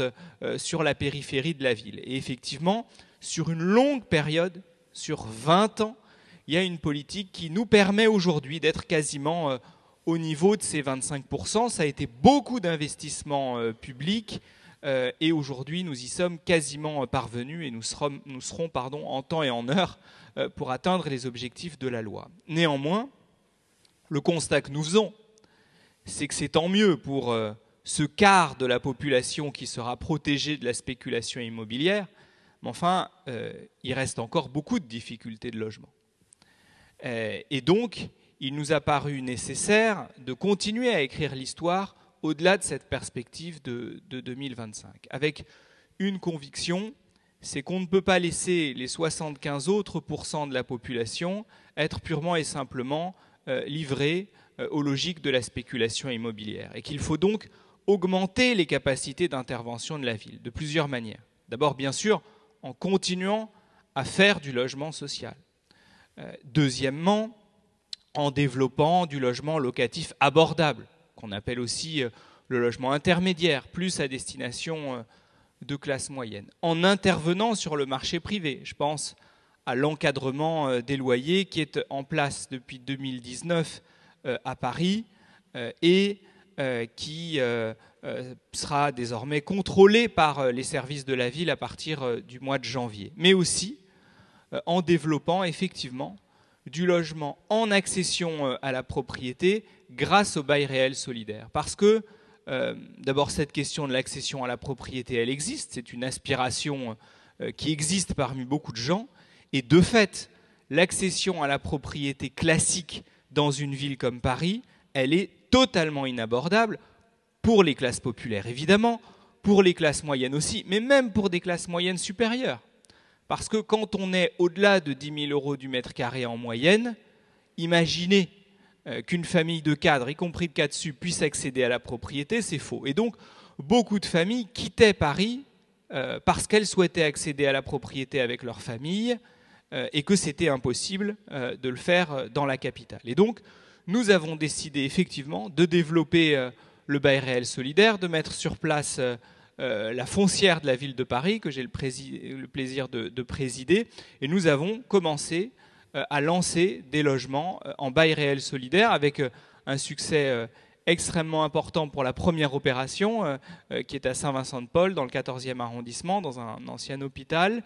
Et nous allons en développer progressivement avec l'objectif d'en avoir 1000 dans les années qui viennent et en augmentant la cadence dans les années qui suivent. Donc, c'est ce qui nous a motivés et la satisfaction que j'ai aussi, c'est que parmi les premiers logements qui ont été commercialisés, il y a 3/4 d'habitants, de futurs habitants, qui sont des locataires du parc social. Donc on est en plein dans notre discussion sur le parcours résidentiel, c'est-à-dire des locataires du parc social, qui ont des revenus sans doute un peu supérieurs à la moyenne des locataires du parc social, mais qui du coup vont quitter leur logement social et vont accéder à la propriété grâce au bail réel solidaire. Et ça aurait été totalement impossible avec de l'accession classique. Donc nous y voyons tout l'intérêt du BRS, de notre OFS, et c'est donc une belle avancée pour une ville comme Paris. Merci. Le BRS, vous voulez aussi, je crois, l'inscrire sur l'ensemble des opérations. C'est quelque chose maintenant où c'est systématiquement toute opération de logement à Paris doit intégrer du BRS justement pour continuer sur cette dynamique. Oui, et pour répondre à la question que vous posiez tout à l'heure, on a peu de foncier disponible à Paris. Vous voyez Paris, Paris est une ville qui est pleine comme un œuf. Nous sommes la ville la plus dense d'Europe, première chose. Deuxièmement, du foncier disponible pour construire, maîtrisé par la ville, on a encore moins. Donc, il nous paraît absolument nécessaire d'utiliser au mieux ce foncier-là et de faire en sorte que ce foncier soit utilisé de telle sorte à répondre à des objectifs d'intérêt général. Donc, notamment du logement abordable, des équipements publics aussi, mais du logement abordable. Et donc, tout type de logement abordable, le logement social, le logement locatif abordable, intermédiaire, et du BRS. Et effectivement, dans le cadre de notre futur plan local d'urbanisme, il est prévu de créer des réserves dédiées à du logement en BRS, et il est aussi prévu dans les quartiers qui sont déjà très dotés en logements sociaux que tout immeuble de logement de plus de 500 m² devra forcément contenir 30% de logements en BRS. La règle des 30% de logements sociaux existait déjà, mais elle portait sur ce qu'on appelle la zone en déficit. Mais l'idée, c'est que, hors zone de déficit en logement social, cette obligation soit transférée sur du logement en BRS. Et c'est effectivement ce qui sera discuté dans le cadre du futur PLU qui sera adopté au Conseil de Paris du mois de mars. Merci beaucoup. Emmanuel Cos, on vient de parler là des stratégies des territoires et de l'action des collectivités. Ça a été rappelé tout à l'heure sur le nombre d'OFS aussi qui sont issus du monde HLM. Qu'est-ce que ça vous inspire déjà de ces premiers échanges et finalement ces OFS des bailleurs sociaux, quelle finalité ils portent? Alors, je pense quand même qu'il est toujours un peu bon de faire un peu un rappel historique. Si les OFS existent aujourd'hui, c'est parce qu'il y a les réseaux, tous les différents réseaux liés à l'habitat participatif et les réseaux HLM qui ont porté ce projet. Donc je suis ravie que toutes les collectivités maintenant le revendiquent, c'est formidable. Mais je vais vous dire pourquoi j'insiste là-dessus, parce qu'en fait, derrière, il y a des enjeux de ce qu'on veut faire à l'avenir. Ça a été porté par les acteurs qui remettaient en cause justement une logique libérale sur la gestion du foncier. C'est pas étonnant d'ailleurs que l'habitat participatif s'est posé un moment la question de comment maîtriser mieux le foncier. Pourquoi ils ont été chercher les réseaux HLM qui amenaient des garanties. Et puis, l'accession sociale à la propriété, elle est portée depuis 100 ans par des coopératives HLM, dont beaucoup sont dans la salle ici aujourd'hui. Et c'est vrai que si on a porté ce projet, c'est parce que, comme beaucoup de territoires d'ailleurs qui avant faisaient du PSLA et de l'accession maîtrisée, on s'est tous rendu compte qu'on n'avait plus aucune possibilité d'offrir de l'accession pour des ménages de la classe moyenne basse, donc des gens qui ont peu de patrimoine ou quasiment pas, mais qui, il y a 50 ans, accédaient à la propriété. C'est des ménages qui, dans les années 50, accédaient à la propriété avec le 1% patronal ou d'autres structures, qui aujourd'hui en sont totalement exclus. Et en effet, c'est un sujet de parcours résidentiel. Mais si je dis ça, et je vais être très claire, nous n'avons pas créé les OFS, y compris plus, c'est moi qui ai signé les décrets en tant que ministre, et j'ai beaucoup bossé sur le sujet. Je n'ai pas fait ça pour faire pour ouvrir un marché aux acteurs privés de la promotion immobilière. Il faut le dire très clairement. C'est notre volonté, elle était vraiment d'avoir un outil qui assure aux collectivités ce qui a été dit tout à l'heure. Comment redonner des possibilités d'accéder pour des ménages qui ont des revenus moyens, que ça sorte de la spéculation immobilière, parce qu'on avait vu que tous les encadrements, les clauses antispéculatives, tout ça, dès la première DIA, on ne peut pas les contrôler. Le PSLA, beaucoup de mairies mettaient de l'argent, l'État mettait aussi des trucs, et à la fin, c'était revendu avec des culbutes financières totales. Et le couple OFS-BRS, c'était redonner des moyens en lissant le coût du foncier, en encadrant la revente et en parlant de résidence principale. Et il y a un dernier point que j'ajoute, parce que ça explique aussi pourquoi il y a autant de coopératives HLM qui ont été les premières à créer des OFS et les premières à sortir les opérations, parfois même sans aide des collectivités, je tiens à le rappeler, c'est la sécurisation de l'accédant. La sécurisation de l'accédant, c'est-à-dire que quand vous aidez un ménage à accéder en OFS-BRS, c'est un ménage qui a moins de moyens, donc déjà son dossier devant les sujets bancaires, crédit, tout ça, est très compliqué. Et quand vous avez le filet de sécurité HLM, ça veut dire qu'il y a de la sécurisation vente HLM, garantie de rachat, etc., etc. Pourquoi je dis ça? Parce que nous avons tous aujourd'hui un débat sur la question des gens qui demandent des agréments. Je dois le dire, je suis très honnête, quand j'ai écrit avec les services de l'État, quand on a écrit le décret en 2016, on n'avait jamais pensé que des gens un peu farfelus iraient demander des agréments en inventant en fait qu'ils étaient capables de faire un OFS, et en fait on le voit bien dans la réalité qu'ils ne peuvent pas le faire. On a un exemple en Ile-de-France. Alors, je dis ça, bon, par ailleurs, je suis administratrice d'un OFS opérateur. En plus d'être présidente de l'Union HLM, je suis administratrice de la coopérative Frontières Francilienne. Il y a un opérateur privé qui a vendu à une collectivité un programme en OFS, qui a été chercher des ménages. Et en fait, ça n'existe pas aujourd'hui. Il a planté la collectivité, il a planté le ménage, il a planté le dossier. Et en fait, il dévoie totalement le système tel qu'il était prévu. Et en plus, il plante et la collectivité, enfin tout le monde en même temps. Tout le monde y perd. Et le mieux, vous savez quoi? C'est qu'on est venu nous voir à l'OFS francilien si on pouvait porter ce programme maintenant qu'il était planté. En fait, on est la dernière roue du carrosse pour aller aider un promoteur immobilier à finir son programme. Je vous dis ça parce qu'il faut qu'on soit très vigilant, qu'on n'oublie jamais les valeurs pour lesquelles on a fait ça. Un foncier dont on essaie de lisser le coût. Alors si en plus derrière c'est du foncier maîtrisé par les territoires, par les collectivités, avec en plus un portage encore plus fort, c'est génial parce que là on arrive vraiment à des coûts extrêmement forts. De la sécurisation des ménages et du temps long. Ça a été dit par Renaud Père.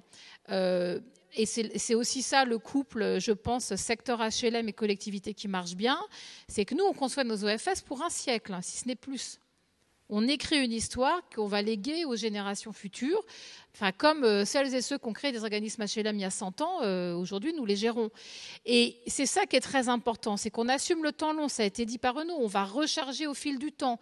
Donc ça veut dire derrière qu'on doit avoir des politiques où on est capable de porter ce foncier sur 100 ans, mais aussi, et je vous mets en garde là-dessus, parce que c'est un débat très fort sur la question des VFA, qu'on s'assure de ce qu'on a produit et de ce qu'on a vendu. Le débat sur la maîtrise d'ouvrage direct pour des opérations d'accession où on vend à des ménages qui n'ont pas une aisance financière énorme, ça veut dire qu'on doit être capable de maîtriser toute la chaîne de la production du logement et sa qualité. Donc oui, l'OFS, pour moi, ce n'est pas la réponse unique à la maîtrise de l'accession. C'est un chaînon manquant qu'on a recréé, puisqu'en effet, on a vu qu'il avait existé. Moi, j'espère aussi qu'on sera sur des volumes de plusieurs milliers de logements par an. Mais l'idée, c'est qu'on ne dévoie pas le modèle juste pour faire du chiffre. C'est très important. Parce que sinon, dans 20 ans, on va mettre vraiment dans la merde des accédants qui auront des difficultés. Et pourquoi je vous dis ça? C'est parce que le réseau national, il allie des regards différents, celui des collectivités, celui des opérateurs. Et il faut vraiment que les deux regards se croisent et s'influencent, et qu'on n'ait pas un modèle versus un autre. Je donne un exemple, il y a des collectivités qui ont fait des OFS portés par les collectivités où ils ont invité tous les opérateurs HLM à être dedans. Il y a des collectivités où elles n'ont invité que leurs opérateurs. Et les autres opérateurs HLM qui font de l'accession sociale depuis 50 ans n'ont pas le droit d'y aller. Est-ce que vous trouvez ça juste? Moi, pas. Et c'est pour ça qu'on parle de concurrence de OFS. Il y a aussi des collectivités qui ont fait des OFS où elles ont invité tous les opérateurs de l'accession sociale et puis les promoteurs. Et elle demande aux promoteurs de faire le travail des opérateurs HLM. Moi, je ne suis pas sûre qu'aujourd'hui, le combat que moi je n'ai pour avoir la TVA réduite sur vos opérations, parce que je rappelle, c'est quand même aussi la TVA réduite qui a permis d'aller tirer les prix, je ne suis pas sûre que c'est utile pour aller faire les marges annuelles d'un promoteur qui doit aussi faire son activité. Mais je ne suis pas sûre que ça serve à ça. Et donc, si je vous dis ça, et je le fais exprès parce qu'ici, justement, c'est intéressant que ce réseau monte et augmente et tout, c'est qu'on doit vraiment être très solide sur nos valeurs et sur ce qu'on cherche. Je vais aussi donner un autre exemple parce qu'on en a parlé de la question de la maîtrise du prix sur les fonciers, avec évidemment des collectivités qui, il y a longtemps, avaient fait d'énormes stratégies foncières, qui ont un peu oublié cette pratique, qui reviennent. Mais c'est vrai qu'on voit bien que ces 20 dernières années, on l'a moins fait et on en a beaucoup pâti. On a en effet aujourd'hui des zones d'aménagement. On a aussi des aménageurs qui portent donc ces zones avec des appels à projets et tout ça. L'OFS-BRS donc, permet de lisser le prix du foncier. Donc ça nous permet d'aller parfois sur des fonciers qui sont au prix du marché et donc de lisser totalement l'opération. Et puis, dans la loi Elan, on nous a dit vous êtes HLM, enfin vous êtes compté comme du HLM. Et alors, il y a des opérateurs, à cette occasion, on leur a dit dans ce cas-là, vous nous faites les charges foncières du HLM, puisqu'on est comptabilisé comme ça, y compris en termes de fiscalité. Puis il y a des aménageurs qui, moi je l'ai vu, parce que j'ai fait une discussion, un aménageur francilien, qui m'a dit, non, puisque tu es capable de lisser le foncier sur 80 ans et que tu es capable d'aller sur le privé, je te le fais au privé, comme ça j'ai un meilleur rendement de mon modèle économique de la ZAC, et donc tu te démerdes, tu te mets comme le promoteur privé. Et vous voyez, si je dis ça, c'est parce qu'on ne peut pas non plus nous mettre d'un côté ou de l'autre en fonction de comment ça arrange le calcul économique d'une ZAC. On fait de l'accession sociale avec ces programmes-là pour des ménages des premiers déciles, enfin pas les premiers, mais les déciles moyens des revenus, avec un truc sécurisé. Donc, il faut faire très attention, parce que sinon, on est là juste en fait pour améliorer le bilan économique des zones d'aménagement. Et ça, moi, je suis désolée, que ça soit des OFS des métropoles ou des OFS portés par les opérateurs, je ne pense que ce n'est pas possible. Et y compris, on se plantera. Économiquement, ça ne pourra pas durer. Alors après, je voudrais juste dire deux choses. En effet, c'est vrai que le BRS, il permet, dans certains endroits, d'accélérer l'obtention de permis parce qu'il amène de l'accession maîtrisée en plus d'autres programmes. Il faut néanmoins faire, à mon avis, attention à deux choses. La première chose, c'est, et c'est compliqué, j'en ai pas parlé encore avec Yann, mais on en reparlera. Il y a des collectivités aujourd'hui qui, en effet, disent, dans toutes les opérations, je veux du BRS. Vous savez ce que ça fait en réalité, en fait? Ça va faire 2 logements BRS dans des programmes de 10 logements. Ça va juste multiplier des copropriétés. Pourquoi je dis ça? Quand vous vous appuyez comme au Grand Lyon sur un organisme HLM qui a la partie locative et la partie en accession, c'est donc lui qui gère tout et qui va gérer la copro, il n'y a pas de difficulté. Même s'il faut quand même pas mal border parce que c'est pas si simple. Mais quand vous dites à des promoteurs privés, sur tous les programmes, vous me faites 2 BRS, qu'est-ce que ça veut dire en réalité? Enfin, vous me faites un pourcentage de BRS dans tous les programmes. Malheureusement, les collectivités continuent à donner les fonciers aux promoteurs privés. Hein. À part à Paris, on a fait une VFA inversée, il me semble, avec Paris Habitat. Je ne crois pas qu'on en ait fait 2 en France. Ou peut-être tu en as fait 2 toi ici, je ne suis même pas sûre. Bon. Donc, première chose, les fonciers vont aux acteurs privés qui, après, cherchent pour faire des logements en BRS. Donc, ils demandent à des opérateurs, à des OFS de porter cette partie-là. Mais après, ça fait une copro. Ce n'est pas une unité simple. Et donc, va quand même se poser la question au bout d'un moment. Et je vous le dis franchement, et là je le dis aux élus qui sont présents ici, pensez qu'on fait des logements BRS dans des cages d'escalier multiples. Franchement, je pense que ce n'est pas une bonne idée. Il faut faire très attention à comment on regarde les projets par projet, y compris parce qu'il peut se passer des sujets sur la revente de la partie totalement privée qui, à un moment, nous met en difficulté. Donc, moi, je pense qu'il faut assumer. Il y a des endroits, il faut dire oui, ça sera que du BRS. Et là, je veux du libre. Mais si on mixe tout partout, au final, vous ouvrez le marché des promoteurs et vous nous imposez, nous, opérateurs des OFS, à en fait juste faire le sale boulot pour la promotion privée. Enfin, c'est pas un sale boulot d'ailleurs, mais notre boulot qui est notre boulot de sécurisation. C'est pas possible que vous nous demandiez de faire la sécurisation et qu'on n'ait pas accès à la maîtrise d'ouvrage. C'est notre métier. Non, mais je le dis avec force, avec conviction, parce qu'aujourd'hui, je vois des choses qui me dérangent. Quand on nous demande, nous, au FS, de porter 2 logements dans un programme de 20 et qu'on ne comprend pas qu'on refuse, enfin, le problème, c'est que c'est inepte, cette proposition-là. Sauf qu'il y en a beaucoup. Donc, il faut qu'on fasse très attention à ça. Déjà, la VFA a multiplié les copropriétés. Je ne sais pas ce que ça va donner dans le logement social classique sur 20 ans. Enfin, je crains de savoir ce que ça va donner. Ça m'inquiète. Donc, je pense qu'il faut qu'on fasse attention là-dessus. Et puis, la dernière chose, c'est que ce qui est intéressant, je trouve, avec l'OFS BRS, c'est que ça crée des possibilités que moi-même, je n'avais pas totalement imaginées. Aujourd'hui, on a quand même quelques expériences de reprise d'habitat à réhabiliter, voire peut-être demain qu'on pourrait aller sur de la copro dégradée ou alors sur de la friche. Enfin, voilà, on n'est pas que sur un truc neuf. C'est-à-dire que ce lissage de la durée d'achat et le démembrement, je trouve, est intéressant. Et moi, j'invite les collectivités à nous proposer, à nous inciter, à accepter qu'on aille regarder avec vous des sujets qui ne sont pas juste de la production neuve, qu'on puisse aller sur des trucs Action Cœur de Ville. Enfin, il y a plein de sujets très intéressants parce que, et c'est le combat aussi qu'a amené la ville de Paris, il faut que le BRS OFS, il faut que ça soit en cœur de ville, à côté des services publics, enfin là où on veut que des habitants de résidence principale reviennent. Donc c'est pour moi quelque chose évidemment de très important que peut-être on doit développer.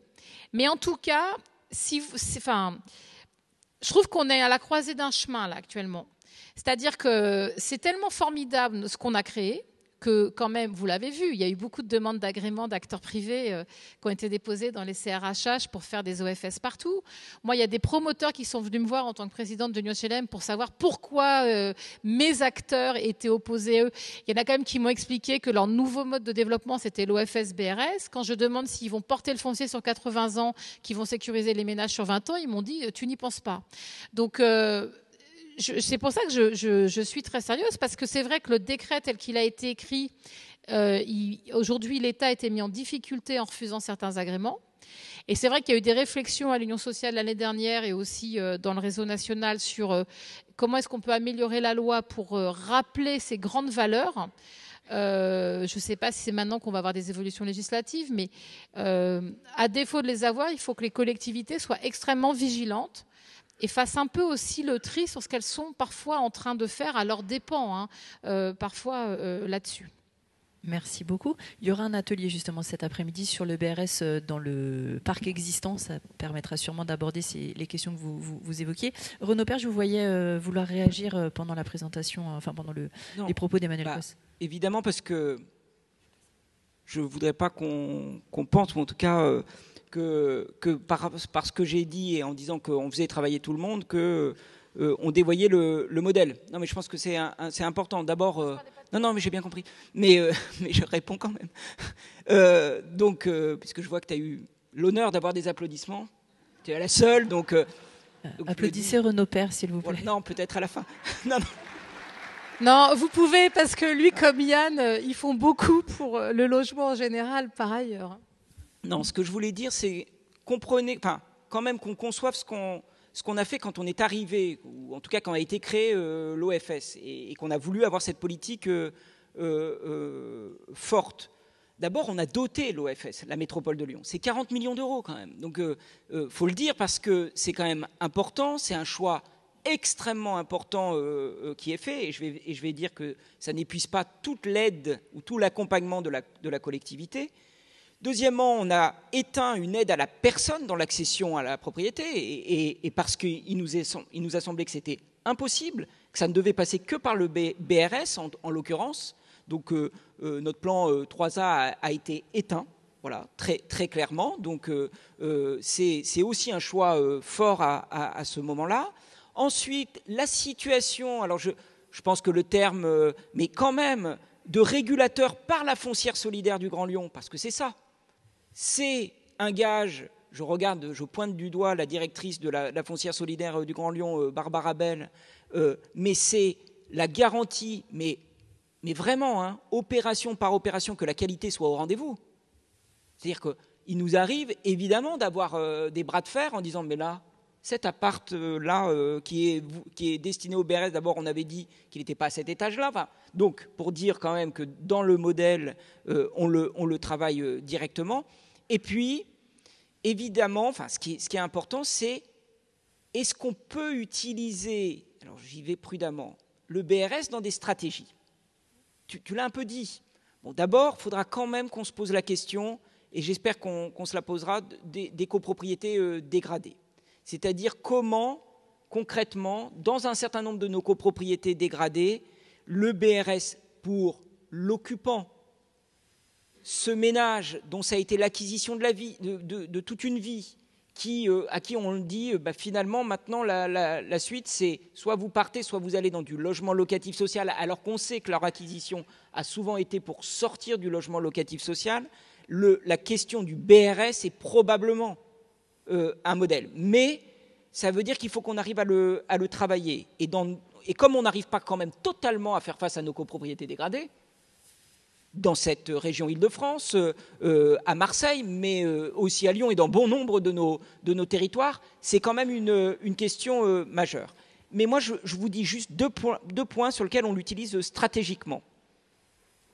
D'abord, la question notamment de la transformation d'un quartier populaire d'hypercentre, la Guillotière, qui a fait la une de l'actualité, trop souvent à mon goût, mais en tout cas qui a été longtemps souvent citée sur les chaînes d'information continues.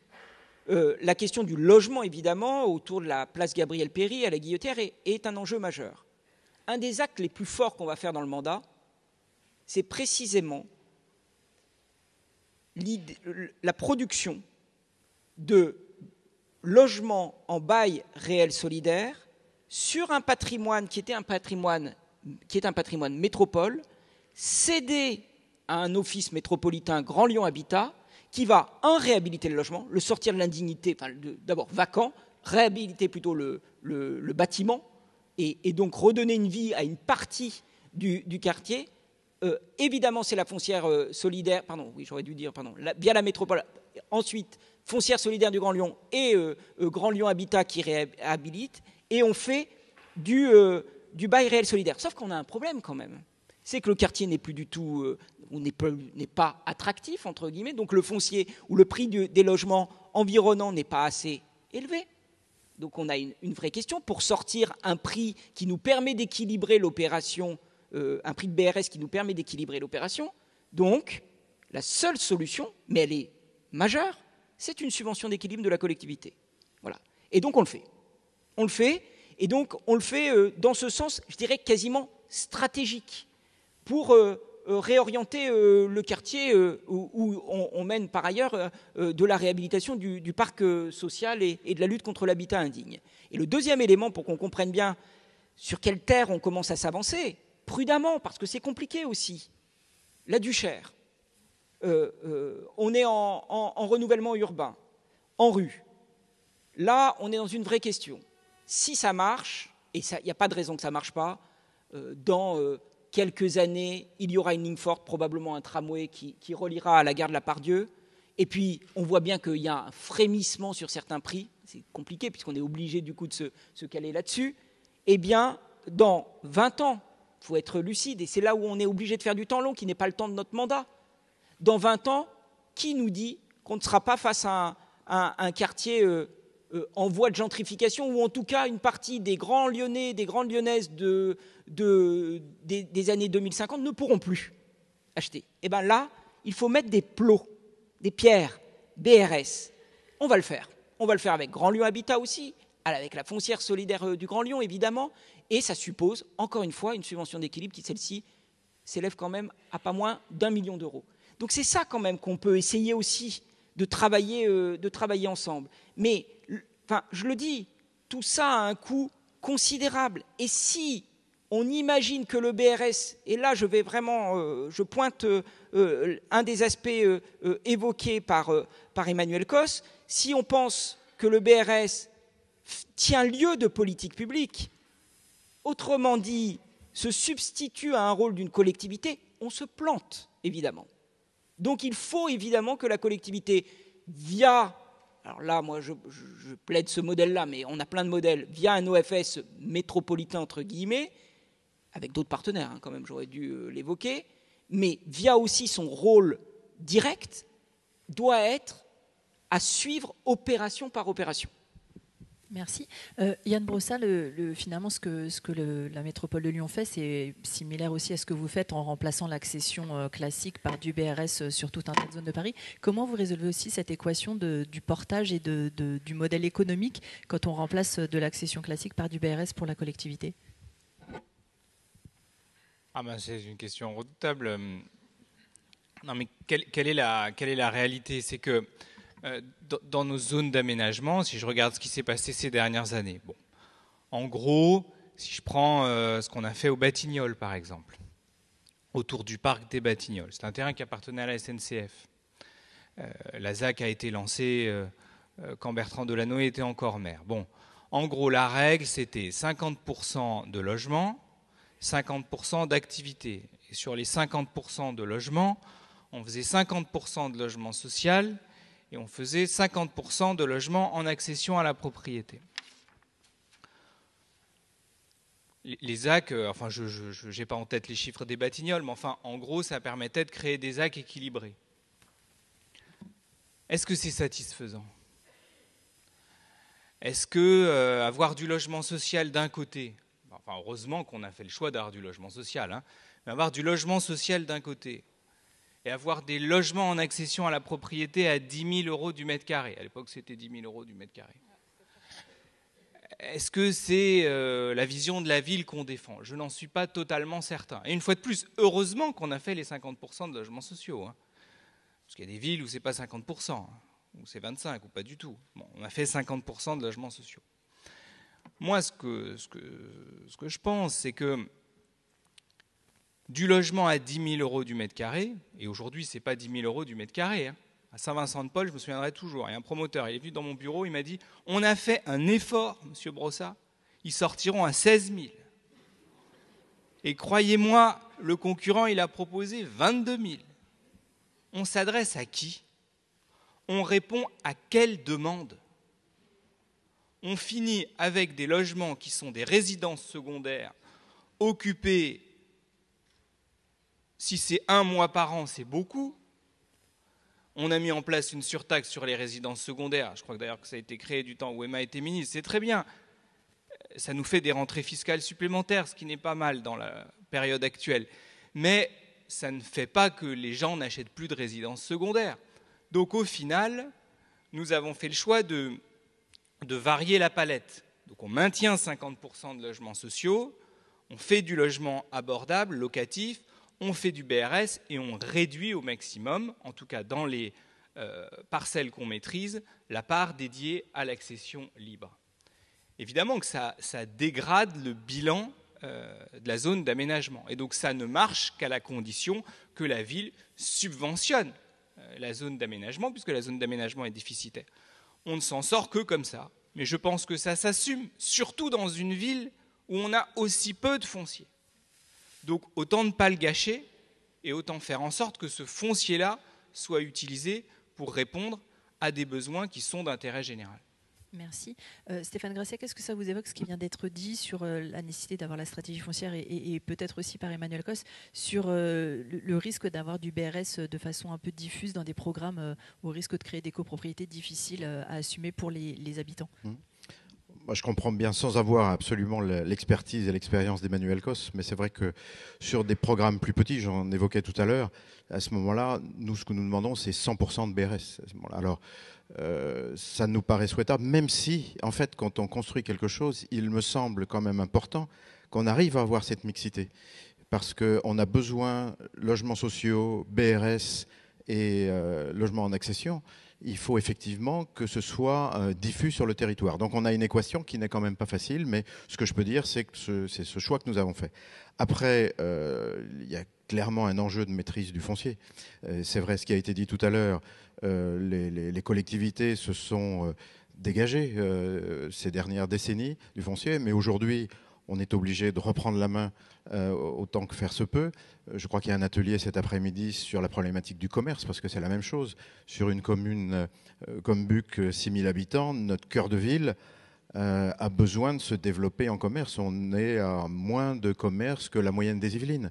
Mais pour faire ça, et surtout maîtriser quand les commerces se vendent à un autre, d'éviter de n'avoir que des banques et des agences immobilières. Certes, c'est intéressant, mais il arrive un moment où on n'offre pas beaucoup d'alternatives pour les habitants.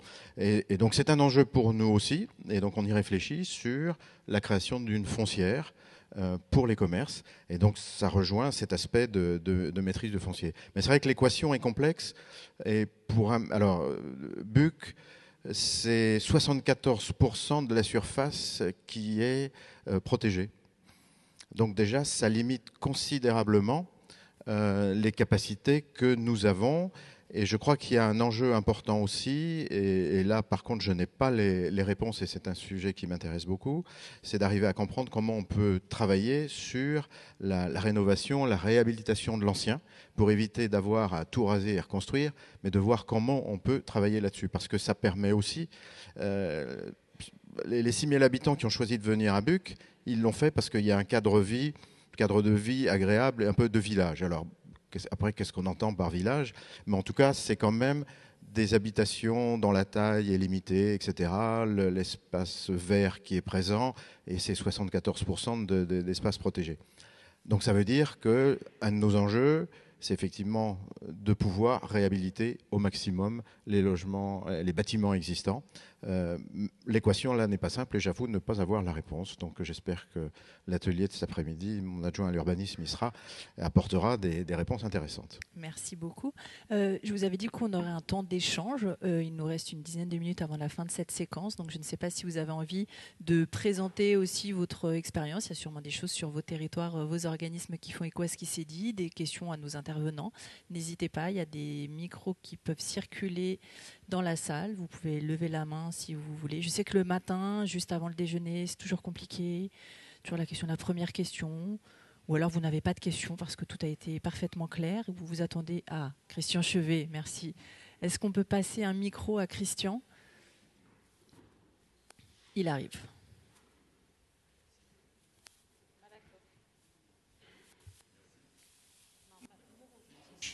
Il va être ouvert.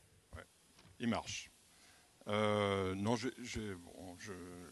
grande qualité du débat, hein, je vous remercie d'aborder tout.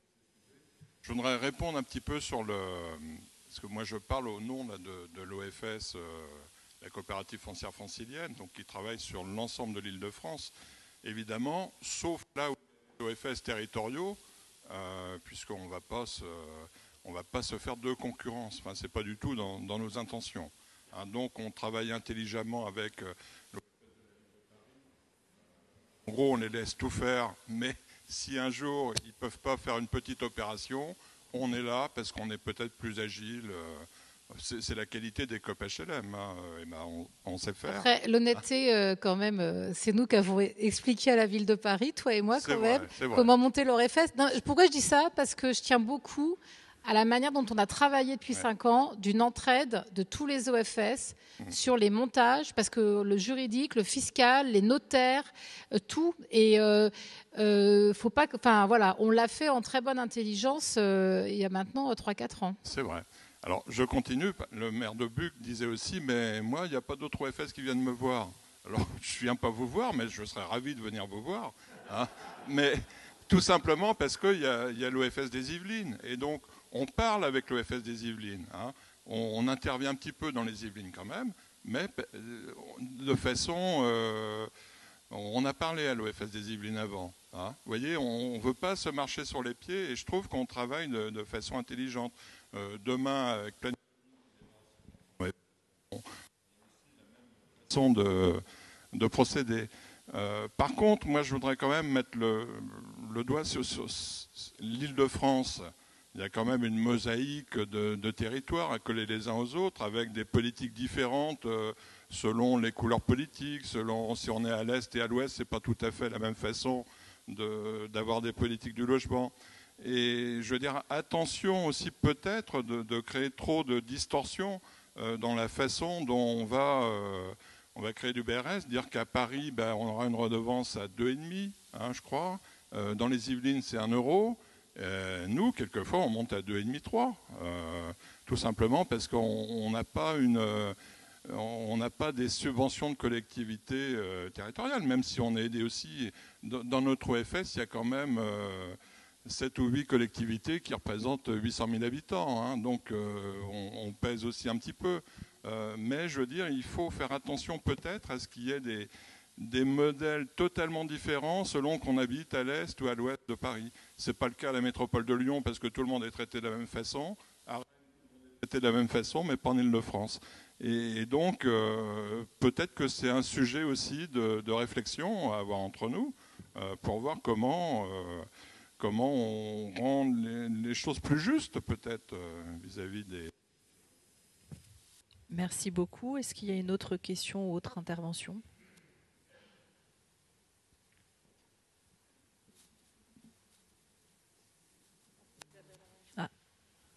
Une question, je pense. Oui, alors Isabelle Rey-Lefebvre, je suis journaliste spécialisée sur le logement. Et ce qui me frappe dans vos exposés, c'est que les OFS, c'est le Community Land Trust à la française. Mais ce que me faisait remarquer une personne de World Habitat, c'est qu'il n'y a pas community. Et l'écart avec la présentation de Lina Algoé sur le canyon Peno Martina à Porto Rico est assez frappant. Est-ce que vous êtes attentif à la communauté d'habitants qui va arriver et quel est son pouvoir d'action? Parce que ce qui est intéressant dans les Community Land Trust, c'est que c'est les occupants qui gèrent, qui décident. Et là, on a l'impression de quelque chose de très administré, certes avec beaucoup de talent, d'expertise par les collectivités, les organismes, les bailleurs sociaux, mais quelle est la place des habitants? Alors, je vais peut-être répondre parce que si le modèle français est écrit comme ça, Isabelle, c'est aussi très lié à, y compris des difficultés qu'on a eues par ailleurs, quand il y a eu tout le travail en 2012-2013 sur l'habitat participatif et la reconnaissance des collectifs d'habitants, de propriétaires. Enfin, je ne rentre pas dans le débat, y compris avec un droit français qui, quand même, a beaucoup de mal à appréhender cette communauté-là. Je reste un peu vague parce que c'est un débat extrêmement compliqué. Bon, et la réalité, c'est qu'on a, enfin, c'est un on collectif. Tel que l'OFS est écrit aujourd'hui, c'est le chemin qu'on a trouvé avec des parlementaires. Je vois Philippe Bis qu'il était à l'époque, il y avait Audrey Lincoln. Enfin, on a essayé de faire un truc qui allait assez vite, parce que quand même, on a créé un truc en 2 ans et demi, hein, ce qui est quand même, je vous le rappelle, c'est même pas 2 ans et demi en fait, 2 ans pour avoir les textes de loi et le décret. Alors, moi, je parle juste pour les opérateurs qui sont donc fondés par des coopératives. Et y compris, beaucoup de coopératives HLM ont plus fait le choix que leur opérateur soit sur différents modèles, mais parfois coopératifs. Nous avons dans notre gouvernance des habitants. Alors, Christian pourra peut-être expliquer, mais en fait, il y a des habitants qui donc représentent. Alors, c'est pas à l'échelle du programme, mais à l'échelle de l'OFS qui porte aujourd'hui plusieurs dizaines de programmes, nous avons des habitants de ces programmes qui sont désignés ou élus, j'ai un peu oublié comment on a fait, et qui aujourd'hui, on a eu les premiers, je crois c'est ceux de Malakoff, de Bagneux, je me rappelle plus. Je vois Cécile, elle va me dire que je ne suis pas les trucs. Donc l'idée, c'est quand même que quand on est dans nos instances de gouvernance, il y a les membres opérateurs, il y a les collectivités, il y a les propriétaires. Et je pense qu'en effet, c'est nécessaire. Alors notamment pourquoi notamment pour les générations à venir qui vont gérer les OFS. Donc ces logements-là, ils vont être vendus, ils vont être cédés, il y aura toujours des habitants. Se posera à un moment la question de l'entretien des gros travaux, l'entretien de ces logements, peut-être de recapitalisation, etc., etc. Donc je pense très intéressant, en tout cas nous c'est notre modèle, que les habitants regardent aussi ce que deviennent les OFS, que nos investissements, parce qu'on va grossir, on va porter des logements. Au début, aujourd'hui on dépense beaucoup. Mais il y a un moment, on va aussi commencer à être dans des périodes un peu plus agréables financièrement pour le FS. Alors, pour le secteur HLM, on a l'habitude de regarder nos trucs à 80... oui, donc on est assez habitué à ces courbes. Mais ce qui est important, c'est dès le début de dire que les habitants de nos programmes sont autour de la table de la gouvernance. Donc, ça ne répond pas totalement, Isabelle, à ces modes différents, mais il me semble que c'est assez intéressant. Après, je ne sais pas, il y a peut-être des histoires sur les bâtiments eux-mêmes d'habitants qui s'auto-organisent. Et après, c'est vrai que si on a des gros programmes d'OFS, parce qu'aujourd'hui, on a des programmes on n'a pas 150 logements dans un seul tenant sorti en OFS-BRS, peut-être un jour. Moi, je pense que ce sera intéressant qu'à des échelles de ce niveau-là, on se pose la question, y compris de comment localement on essaie de faire vivre ça. Parce que je pense que c'est un des avenirs aussi pour que ces programmes vivent. Enfin, il y a une histoire en dehors de juste être acheteur d'un OFS-BRS. Je pense qu'il y a autre chose qui est mis en commun. Renaud Père, vous vouliez répondre aussi. Non, parce que je pense que la question d'Isabelle Ray-Lefebvre est majeure. Parce que quand on voit l'exposé, on se dit finalement l'aspect communauté, on l'a perdu, en tout cas. Alors, on l'a pas. Moi, je vais effectivement dans le même sens. Nous... la foncière solidaire du Grand Lyon, pourquoi on lui a donné un statut de SIC et donc de lui garder l'aspect coopératif pour plein de raisons. Mais une raison majeure, c'est d'associer les habitants, évidemment, au devenir Et oui, il y a un collège. Et donc ça change quand même. Alors, c'est global, hein, on est d'accord. Et vu le nombre que j'ai commencé à annoncer, on voit bien que c'est quand même pas le modèle de l'unité, en tout cas, de coopération. c'est vrai que c'est plus compliqué à ce niveau, au niveau du quartier, de l'unité, voire de l'immeuble. D'abord parce qu'il y a plein de modèles possibles. Hein. Et puis, je dirais que je le mesure à un moment, un élément qui est très compliqué qu'on expérimente à Lyon, c'est coupler BRS et habitat participatif, par exemple. Et là, je le dis parce que on a beau avoir la plus grande volonté du monde, et on l'a, hein, je dirais, très clairement, on le fait, mais c'est compliqué quand même, il faut quand même le dire, et pour plein de raisons. Et ne serait-ce que le fait que le BRS tel qu'il a été voulu, et heureusement, fait partie de la famille du logement abordable, voire du logement social, notamment pour la loi SRU, et donc il y a quand même la condition de ressources, et heureusement. Donc vous voyez bien quand même qu'on est aussi à tenir tout ensemble, et qu'on ne peut pas l'imposer dans l'habitat participatif. En tout cas, c'est plus compliqué. Voilà. Donc tout ça montre, c'est une des difficultés, mais que ça ne nous empêche pas de le travailler. Mais moi, je retiens effectivement que ça nous a apporté beaucoup, ce rapport justement de coopération, notamment dans l'idée de la terre comme du foncier comme un bien commun, parce que c'est ça quand même qui est majeur. Après, dans le fonctionnement, en dehors évidemment du fonctionnement de nos OFS, et j'appelle vraiment effectivement qu'il faut tendre vers ce modèle coopératif, à l'échelle de l'habitat, c'est un peu plus compliqué. Merci beaucoup. Yann Brossa, l'opération de Saint-Vincent-de-Paul, elle a été faite justement en associant les habitats et sous un format d'habitat participatif. Oui, effectivement, c'est ce que je voulais dire. Pour répondre à Isabelle Ray-Lefebvre, alors évidemment, les programmes peuvent se concevoir différemment d'un endroit à l'autre, mais le premier programme que nous avons commercialisé à Paris, celui de Saint-Vincent-de-Paul, est un programme très participatif avec des habitants qui ont été désignés très longtemps en amont, qui se réunissent régulièrement, qui ont été associés au choix de l'architecte, au programme architectural lui-même. Et donc, on a essayé de combiner à la fois habitat participatif et BRS. Et donc, c'est précisément les deux fils que nous avons cherché à construire ensemble. D'ailleurs, l'opposition nous a même reproché d'avoir voulu construire un kolkhoz. Je peux persuader que les kolkhozes étaient très participatifs, mais en tout cas, le nôtre le sera. Merci beaucoup. Une dernière question peut-être ? Une dernière intervention ? Sinon, écoutez, merci. Moi, je me permets, j'ai oublié de dire une chose et je voudrais quand même le rappeler. Parce que j'ai vu qu'il y avait des débats aujourd'hui pour des programmes en OFS-BRS qui ont du mal à se lancer, où on dit finalement qu'il faudrait relever les plafonds de ressources pour aller toucher une classe moyenne un peu plus haute. Alors je le dis à tous, hein. Aujourd'hui, le système il marche bien parce qu'au-delà du démembrement, on a accès à la TVA réduite.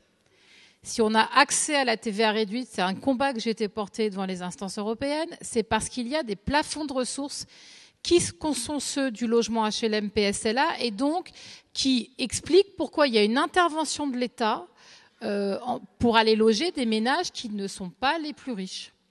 Si vous relevez les plafonds de ressources, que vous sortez de ces plafonds de ressources HLM, vous perdrez la TVA réduite. Si vous perdez la TVA réduite, vous perdez il me semble que c'est le couplage des différents sujets qui a permis qu'on baisse de 20 à 30%. Donc si on perd la TVA réduite, je pense que ça ne sera pas très bon. Enfin, je pense qu'il y aura peu d'avenir pour le secteur. Donc il est normal qu'on se pose la question de se dire, OK, on essaie de travailler sur l'accession sociale des quartiles 4, 5, 6, peut-être pas 6. Bon.